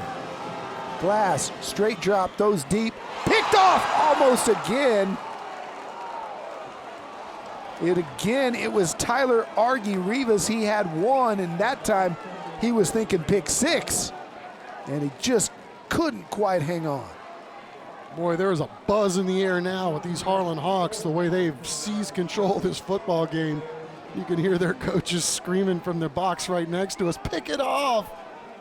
It is a feeding frenzy right now. There is blood in the water with these Sharks from Harlan. So Brennan on to punt it away.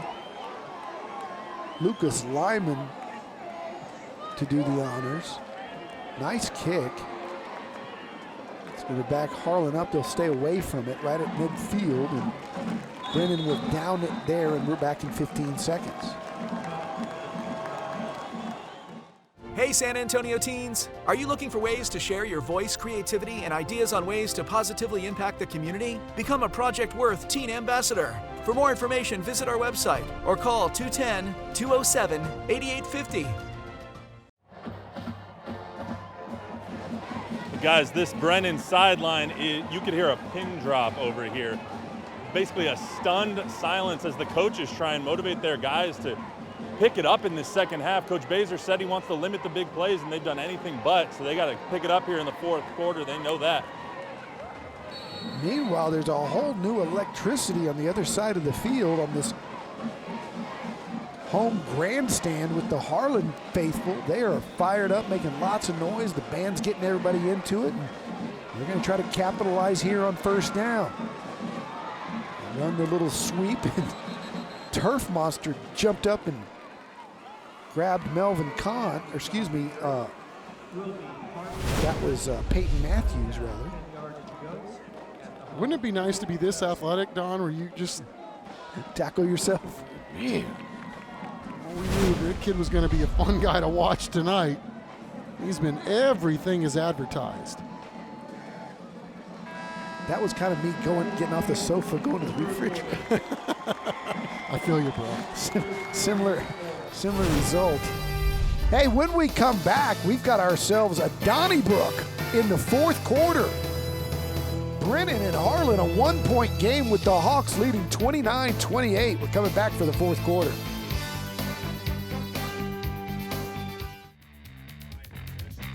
We're back. It's time for our Harlan Independent School District third quarter highlights. Dwayne Wingfield getting it done, scoring a touchdown. Then the interception by Tyler Argy-Rivas. That led to another touchdown. This time, Ferris hooking up with Kalen Schultz. Easy for me to say. That's Kalen Schultz. Tried 5 times.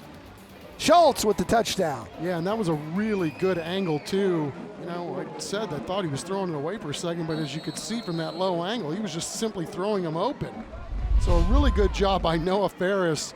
You know, it would have been easy for a guy to get down with the kind of start that Harlan had in this football game, but man, they've just been pecking away, and here they are in the fourth. On the keep, Ferris, huge gain. Countywide service, first down. He's feeling his oats now. You know, again, it bears repeating too. I mean, Harlan has never beaten Brennan, so you know that this is part of what they were thinking about tonight going into this football game. Pressured. Nice job getting out of it. Oh, fantastic play to McDade, who takes a wallop right at the 23-yard line. 2 great plays. Dion Tovar on a night where there's been all kinds of nominees for the collision with another. As we take a look at our Monarch trophies, here's McDade going quickly. And we'll tell you more about those Monarch trophies. Monarch Trophy for all your trophy and plaque needs at 344-3777. You can visit them online as well. They've been with us from the very beginning, and at the end of the game, we'll hand out the trophy to the champion coach and our player of the game. But how about Noah Ferris on that play? Johnny Manziel-like. Yeah, I was going to say Aaron Rodgers, but yeah, I think you're probably right. It was a little more Johnny football than Aaron Rodgers. Just an unbelievable job creating time, buying time, and making a play downfield. Direct snap to Matthews. He's being pressured from behind. He goes down. That didn't fool anyone as they put Ferris out wide. One of the big offensive linemen struggling to get to his feet, and does. Well, what's the old line over at Brennan? BFND. Brennan fight never dies. They're still throwing haymakers in there. They're trying to get off the field here on defense, give their ball back to their offense. But Harlan has been red hot on offense since the end of that second quarter. Been touchdown, touchdown, touchdown. Noah Ferris has done a fantastic job rallying this squad. 2nd down and 6. Straight drop, pressure, gets out of it again, now runs, puts on a move, still on his feet to the 15, and right at the yard marker. It'll be 4th down, or 3rd down as they move inside the Central Med red zone. They'll go jumbo again, push him forward, 1st down. San Antonio Zoo, 1st down for the Harlan offense, who Eddie Salas's guys really in a rhythm right now offensively.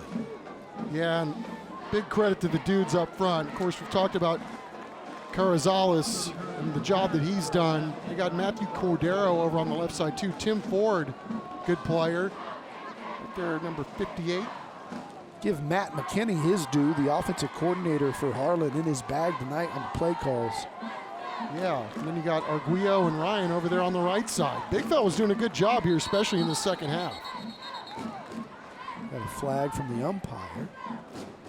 False start, number 53, offense, 5-yard penalty, still 1st down. Officiating crew doing a nice job tonight. Indeed they are. Be 1st down and 15. The offensive coordinator, Matt McKinney, talked about him just a bit earlier. It's really tough to get your guy in a groove. And Ferris was really struggling kind of in the first half. As he throws down the sideline, incomplete. But they found mixing the run and the pass kind of got him fired up and in a rhythm and comfortable instead of just continuing to throw incompletions. And once they got his feet going, he got into a groove, got more confident, and is really just in a rhythm right now. Also, the entire second half. Really flipped this game around, and we can't say enough about what they've done on defense too, because a lot of short series for their defense to get the ball back to their offense has helped build that rhythm. He rolls out in boots, fires to the end zone. Incomplete for Matthews. And it'll be 3rd down and 15 as he checks up with the coaching staff. 8:48 to go. Probably 2-down territory here. Although you can take a 4-point lead with a field goal, depending on your confidence in Cartagena, who's just a freshman, by the way, the kicker for the Hawks. Ferris going to the end zone again, looking for Matthews, and really good coverage there. Just had him blanketed. Was Javon Dalton. And you can't do it any better than Dalton did. Stride for stride and had inside leverage on the receiver. Almost came up with an interception there too if that ball had been thrown just a little bit further up the row. So 35-yarder here for the freshman to give a 4-point lead to Harlan. Plenty of leg. And it didn't hang on, drifted left, and it's no good. So the score remains the same at 29-28. Field goal wins it for Brennan. And now they've got to figure out a way to get something going on offense, because it has been slow rolling through that third quarter. But a great job by their defense to, you gave up some yards, but you didn't give up any points. Steve Bazer's still got a chance here with this squad. He's got to figure out, what can we do here to move some sticks, maybe get a big play, get one of our great athletes out in space. We'll see how they decide to pair it here with 8:26 left. First down for the Bears. That's a attempted forward pass, even though it was a little toss sweep. Going backwards. No gain on the play as White was dropped behind the line of scrimmage. Another good job by Demarion Cornish, the linebacker, making the tackle. Second down. Called his name a lot during the course of this game, and he is a definite presence in the middle of this Harlan defense, which, by the way, is also feeling its oats here in the second half. Glass, just a sophomore, big opportunity for him here. Love going nowhere. Guess who? Your captain, my captain, Sergeant Elijah Walton.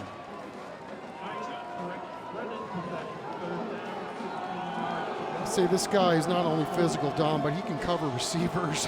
He just does it all. His brother plays safety, by the way, at Angelo State, so he's got college player in his blood. Third down and a mile for the Brennan Bears, and Steve Baser wants to talk about it, and we'll take it with them. Harlan trying to seize the day, 29-28. We're coming back after this.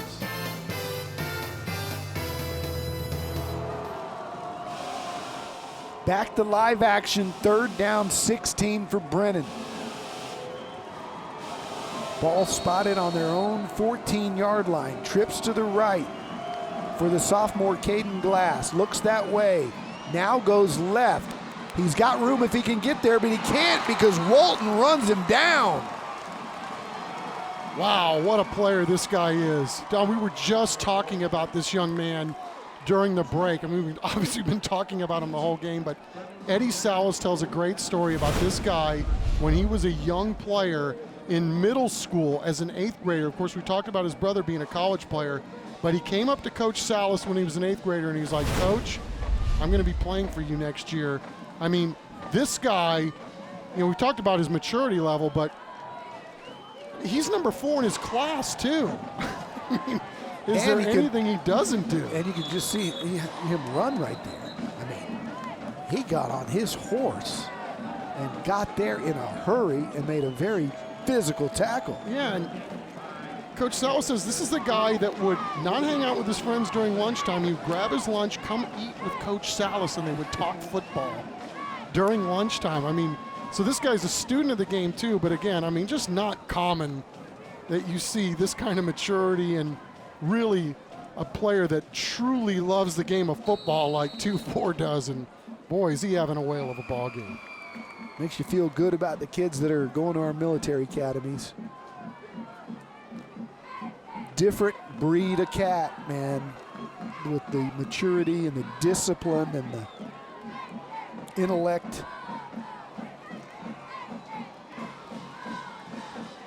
So they'll try to put it out of reach here. A little reverse coming this way. Gashed it to the 40, to the 30, 20, 10, and out of bounds at the 5-yard line, the Harlan Hawks. That's Jordan Grady. You've been talking about trying to get him the ball all night. They just did.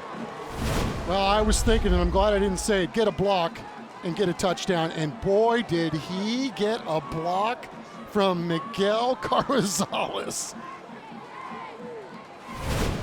6 is fun to watch too, man. I can't believe this guy's just a sophomore. I've had a hard time keeping my eyes off him all night.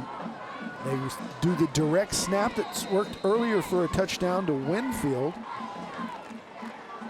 He gets inside the 5, we'll call it the 4. Don't forget to go to sanantoniosports.org and nominate your team that goes beyond the game. Share their story. Nominate middle and high school teams going beyond the game to do great in the community. sanantoniosports.org. It's just amazing how Harlan has flipped the script in this game. Did not let a couple of bad plays beat him so far. They run a little jumbo here. Ferris still pushing forward, still getting yards. Now he's pushed back. We'll see where his forward progress is. They gave him all the way to the 2. It'll be 3rd and goal from the 2, and I wouldn't be surprised if they do that again as he's trying to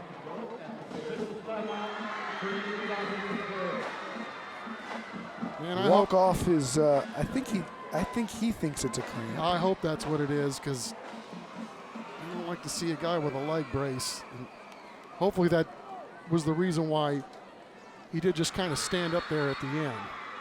That's a good break. Looks like I don't know.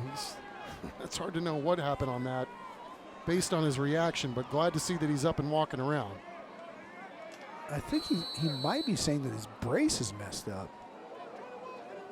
Given him trouble a couple different times tonight where he had to be on the field and adjust it sitting down.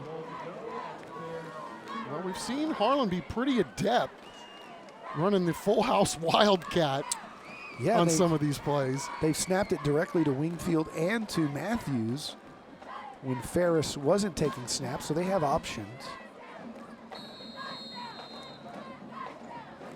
And now they're going to take a full timeout. And we'll take it with them as they take a look at Ferris's leg. So they're going to snap it to Matt. So there's Ferris on the sideline. He ran out there. I think he wants to be out there. I think he's healthy. But they're going to go ahead and snap it here to Peyton Matthews in the Wildcat. He keeps. He gets to the 1, and he's smashed back. Lights and drinking water right now. He should be fine. And there's a couple of guys down after that collision. There's some hitting going on inside the trenches. And we've got another official timeout here to tend to that injury. As Ferris is fine. He's back in this huddle here on the near sideline. He's just basically flexing a calf that seems to be cramping. All right, it is time for the best of the best tonight. Our Beluga Air wailed of a collision, and we've got a lot of wail of collisions. So we're not going to give it to just one. There's been some downright slobber knockers out here tonight. Some guys are going to be feeling this tomorrow. But yeah, we got wail and a lot of wailing after that. Jeepers. Ryan Watson laying the wood a few times, and Elijah Walton has done his job too. Yeah, I mean, I think the interesting thing about seeing what Harlan's doing on this drive too is they've been very conservative, right? Working on the clock while working on the end zone. Oh, they're just going to jumbo it here with their guy Ferris. Watch. He lost the snap. Ball's out. Not going to matter. Brennan's going to have the ball no matter what. They got the fumble recovery. Huge turn of events here at Ferris Stadium. Wow, what a play by Brennan, and what a surge by their D-line. It's 1st and 10 Brennan. They got to go 99 though, or at least get into field goal range. Defense lined up in the neutral zone. Half the distance to the goal. Remains 4th down. Okay, so it remains 4th down, but the Hawks are going to get another shot at it here on the offsides call. Well, Avalos, Barton, and Chapman, man, that was a heck of a push by them big, beefy dudes. No, I did not. Watch, they'll do the same thing again. That was not a clean snap. If they get a clean snap, I think Harlan feels good about it. They get it again, but the pressure's going backwards. He spins and gets in. And it's Walton who threw him into the end zone, and now we have fisticuffs and helmets coming off. He was stopped on the initial point of contact, And your smart guy, Elijah Walton, ran up behind him, got him, and slung him into the end zone. I don't know if that's legal. Coos says it's legal. Personal foul on Harlan. Personal foul on Brennan. That's So after where the score, though, are. right? After the play, personal foul, number 48, defense. That penalty be enforced on the kickoff. Result of the play is a touchdown. Wow, you saw the ref do both sides. Yeah, I think he so was confused. I beg your pardon. Yeah. So the touchdown stands. Here's a look. He's stopped. And look at Walton. Just pick him up and throw him in. You can go ahead and make another tackle and make this one count for 6. He's going to make sure his teammate got into the end zone, right? Elijah Walton. Boy, what a surge again by that Brennan defensive line.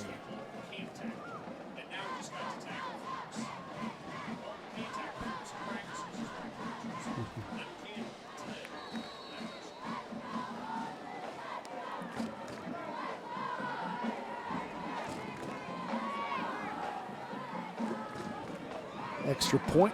Good hold. That ball was low, and Ferris did a great job of handling it. Kick is up and good for the freshman who had missed the field goal, so that's good for his morale. It's 36-28 as Harlan has scored, I don't know, what is it, 27 unanswered?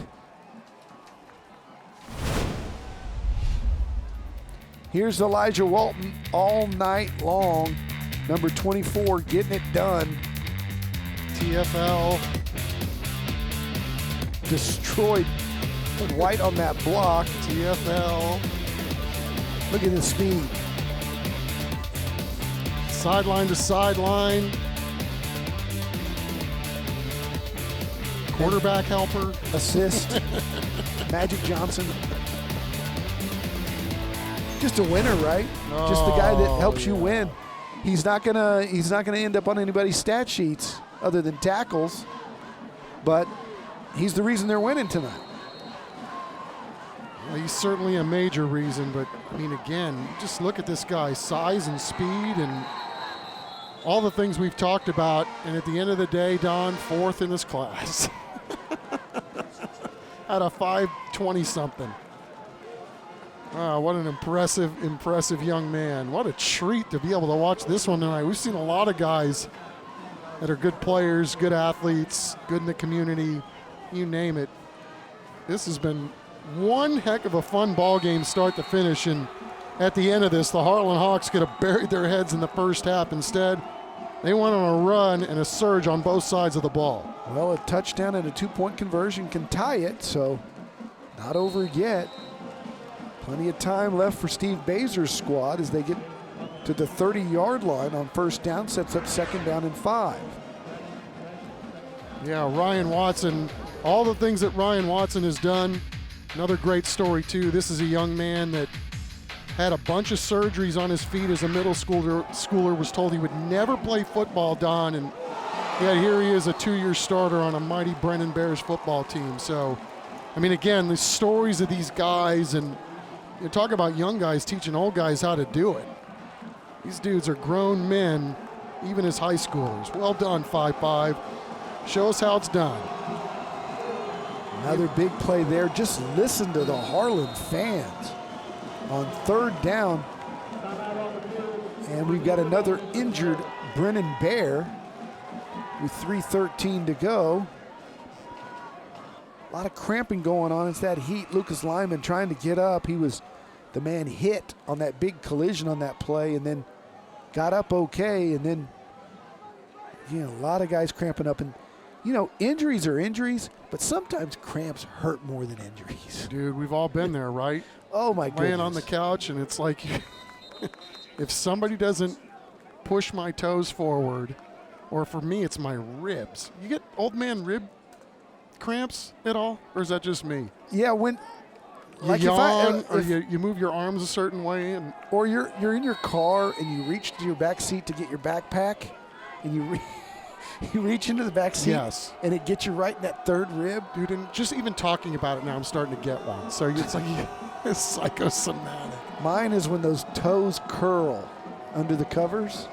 on the arch of your foot, and it goes up into your calf, and it's over. Well, thankfully, that's all this has been for a lot of these guys tonight, because this has been one heck of a hard-fought football game. It's not over yet. Brennan taking another timeout here. Hey, Chuck, get out your phone. We're going to teach you how to use the old QR code. You got a monitor here. Get your camera out. Just go and you vote for the Christus Children's $5,000 band grant. 2 great bands here again tonight. Vote for your favorite TNL band, not just from tonight, but you can vote for any of the bands that are on TNL all season long. The winner gets $5K, courtesy of Christus Children's. You just vote at cw35.com/station/contest if you can't use the QR code. That's all Chuck. you do? I just did it. How cool is this? There you go. I just learned something We just tonight. taught Chuck how to use a QR code. And use it for this, Chuck. I heard there's a pretty good guy with white hair that's on this that talks about sports. I believe he's got good company with Maddie and DH on It's there the too. Sneakers and I'm Cleats so proud of you, podcast. Chuck. Hey, Thank Matt, you, Maddie. where do you get your podcast? Anywhere you get your podcast. Anywhere you get your And podcast. Apple and Spotify. Apple and Spotify. Keeper up the middle for the sophomore. He's got a countywide service company first down. By the way, Matt Roy putting together the Sneakers and Cleats podcast, doing very well. And it's been a lot of fun. We did another one today. Rounding up UTSA football, the Cowboys and other stuff. Give it a shot. Tell us what you think. Caden Glass, this guy playing quarterback is going to be fun to watch over these next couple of years too. This guy's playing his heart out tonight. Caden Glass trying to keep this play alive. Completes it to the outside. And tackle out of bounds, but what a throw.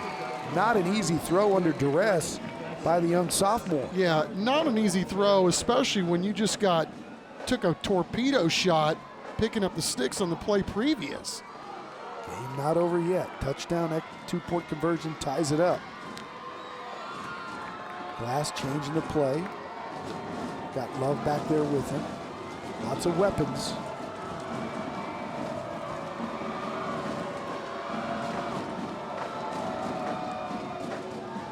Throws a little bubble. And it's slung down by that defense.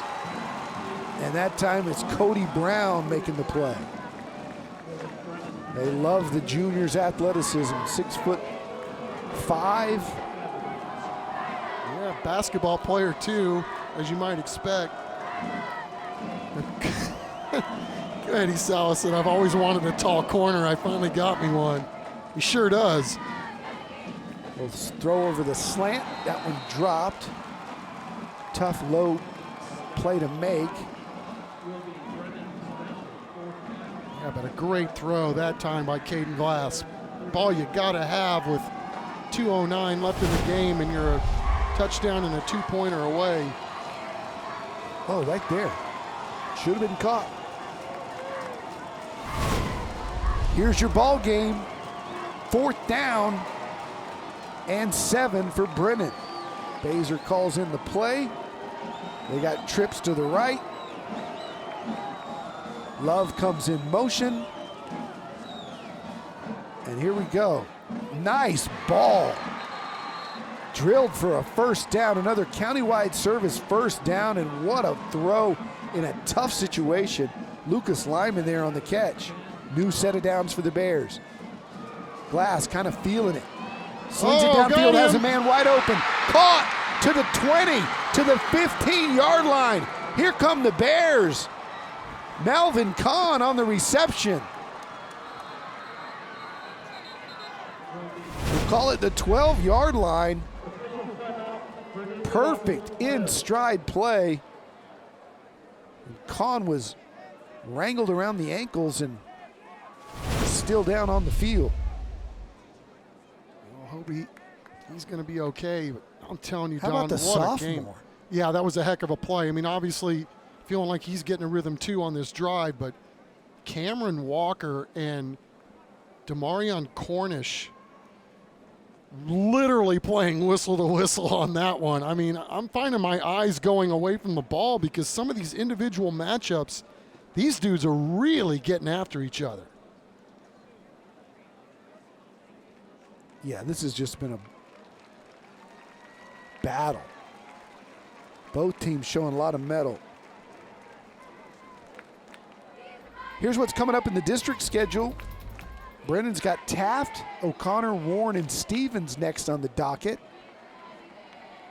Warren showing that they're ready to play, beating Holmes 73-20 tonight. Harlan's got them next week, so what a showdown that'll be. And then Stevens, a much improved Sotomayor team, and then Holmes. You know, you're not going to be able to joke your way through 29-6A. That is an accurate statement, but you know, this is what these two teams are built for. So you got to believe that both of these teams are going to have a say in who's going to be the 4 final teams to make the playoffs. Here's Glass throwing over the middle, picked off.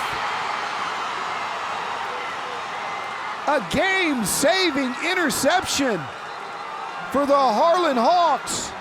The same young man who came in and scored a touchdown on the offensive side, Dwayne Wingfield.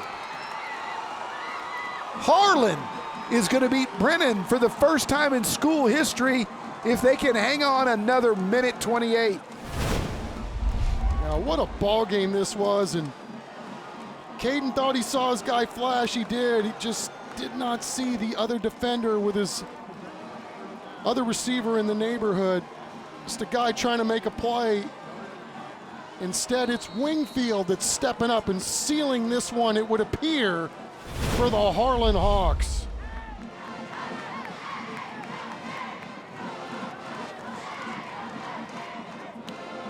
Man, who gets the MVP in this one? It's sitting here for months trying to figure it out. Yeah, there's so many players.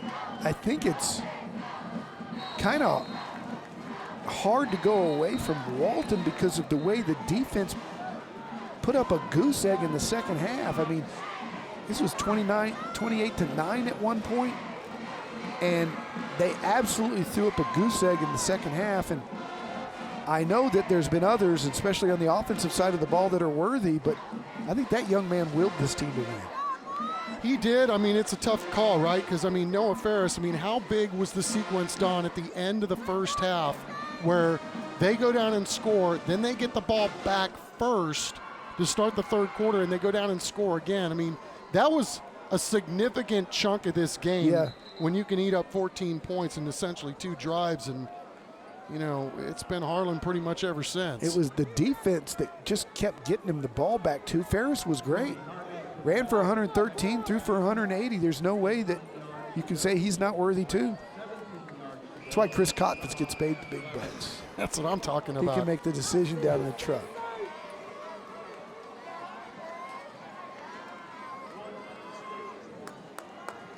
Let him and B. Watts sort this one out tonight. I think I'm going to sit this one out. You can't go wrong. No, you can't. I mean, it's just been an amazing performance on both sides of the ball by Harlan here, late second quarter on. You know, and they gave up one drive, but they had the pick 6, and then they had the long 79-yard run that they gave up. But for the most part, it's been Harlan Hawks.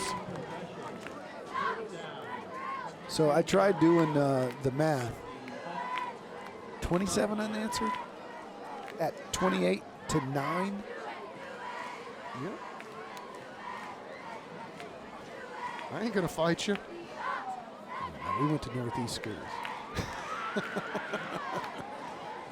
I think they're still scratching the head that we somehow managed to walk across the stage. Even a broken watch is right twice a day.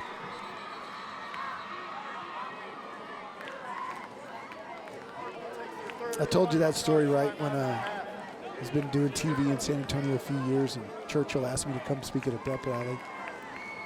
I went to the pep rally, and he said, thanks for coming and everything. And the principal handed me an envelope, and I was thinking, oh, that's nice. They're going to give me a little gratuity or something, you know, a little something for the effort. A little stipend. So I didn't look. I did the thing, spoke to the whole crowd, had a great time.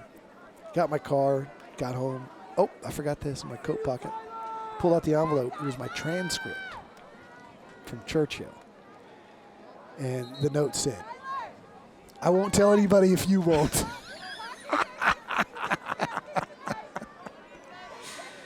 Oh. Elijah Walton, I was not. All right, it is time for our Ron Hoover RV and Marine Center's play of the night. Let's take a look. It's the interception by Wingfield to seal the deal. Young man making a case too. And Steve Baser still has a timeout. I don't know if he wants to make it interesting. I think I would. Fourth down close now. To the, if he has a timeout, I'd use it. But Oh, he's out of timeouts. Yeah. Okay, the screen's on. So that'll do it. The Harlan Hawks, for the first time in school history, have knocked off the bully of 29-6A, the Brennan Bears. Huge win for Harlan, and you can feel the electricity on their side of the stadium. These fans are going crazy for the effort. Yeah, and kudos to Coach Salas, right? Pretty much said it this week. You want to be the best, you got to beat the best, and they did so here tonight. Punched in the mouth, they get up off the canvas to win it 36-28. When we come back, we'll hand out the hardware. The postgame show rolls on next. Tonight's broadcast of Thursday Night Lights is sponsored by Taco Cabana, the Gomez Law Firm, Steel Chrysler Jeep Dodge Ram, Centro Med, Enroll SA, Countywide Service Company, Dr. Drake Sleep Solutions, Christus Children's, San Antonio Sports, Valero, San Antonio Metropolitan Health District, Vietnam Army Grunt Museum, Beluga Air, Rhino Roofers, Texas Kidney Foundation, Air and Plumbing Today, Ron Hoover RV and Marine, Harlandale Independent School District, San Antonio Zoo, and Monarch Trophy Studio.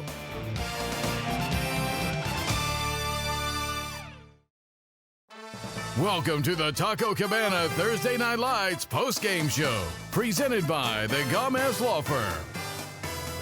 Welcome back, 36-28 the final. The Harlan Hawks, the victors. Big night for them. Let's go down to Matt Roy. Yeah, Don Chuck, I don't know if I'm going to be able to hold him down for long. You're Harlan Hawks. Hold on. Back up.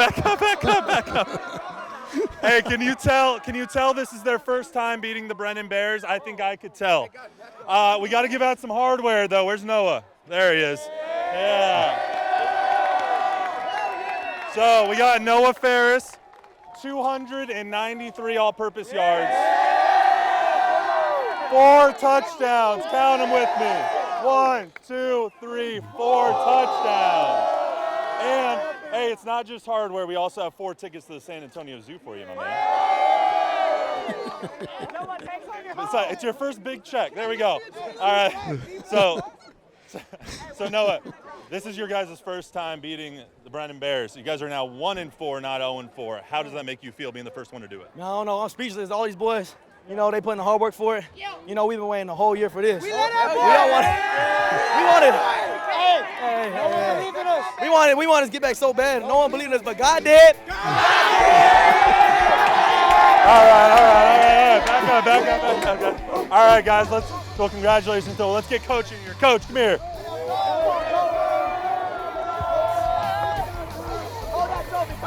All right, Coach, get in here, Coach. All right, hold on. You guys, hold on, guys. Coach, before the game, you told me that this was almost like a title game for you guys in district.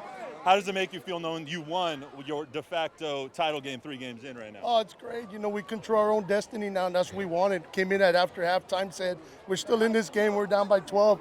Play well. In the first half, we had a lot of mistakes. Second half, we played really outstanding, and I'm so proud of our guys, the way they responded. Coach, I asked you earlier this week. So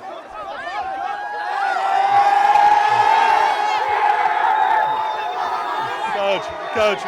What's the story there? Hold on, Coach, I got to know that story. Give me the story real quick. I can't say the entire story, but bottom line, I told the kids a long time ago, I said, there was a point where my bike got stolen when I was about 11 years old. And Hey, watch out. Hey, let's send it back up to you guys. I think that's all. That's I wanted great, to hear man. about the stolen bike. He went and took it back. I know how that story ends. Oh, that's great stuff, man. Don't know if you've ever seen a team more excited to be the victors on T&L. We're coming back to wrap it up right after this.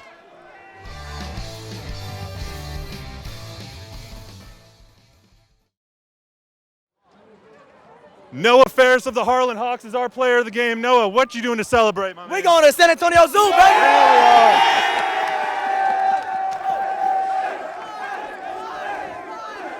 Why is that the best part of the night?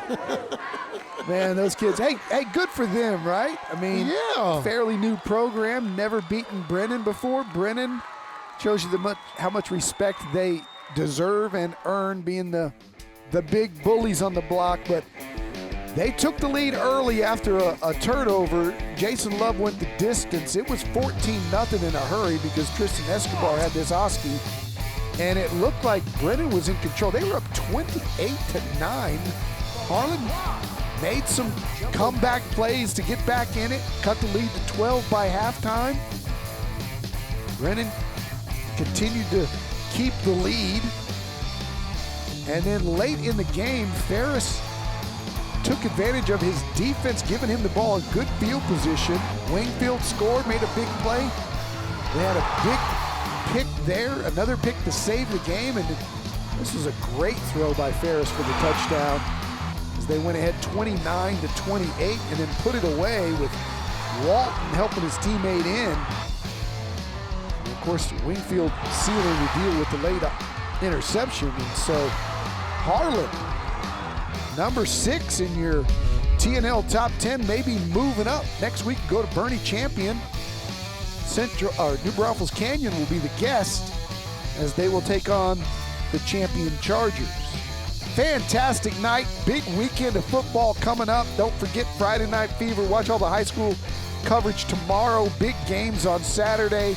Alabama, Texas on Saturday night. Full slate of games on Fox on Sunday. Cowboys on Sunday Night Football. And we'll see you back right here next week on T&L. Chuck Mikatinik, Mark Kusenberger in the booth, Matt Roy on the sideline, Brian Watts directing this thing from the truck, and the producer extraordinaire, Chris Kotfus, who puts it all together. We'll see you next week on Taco Cabana Thursday Night Lights.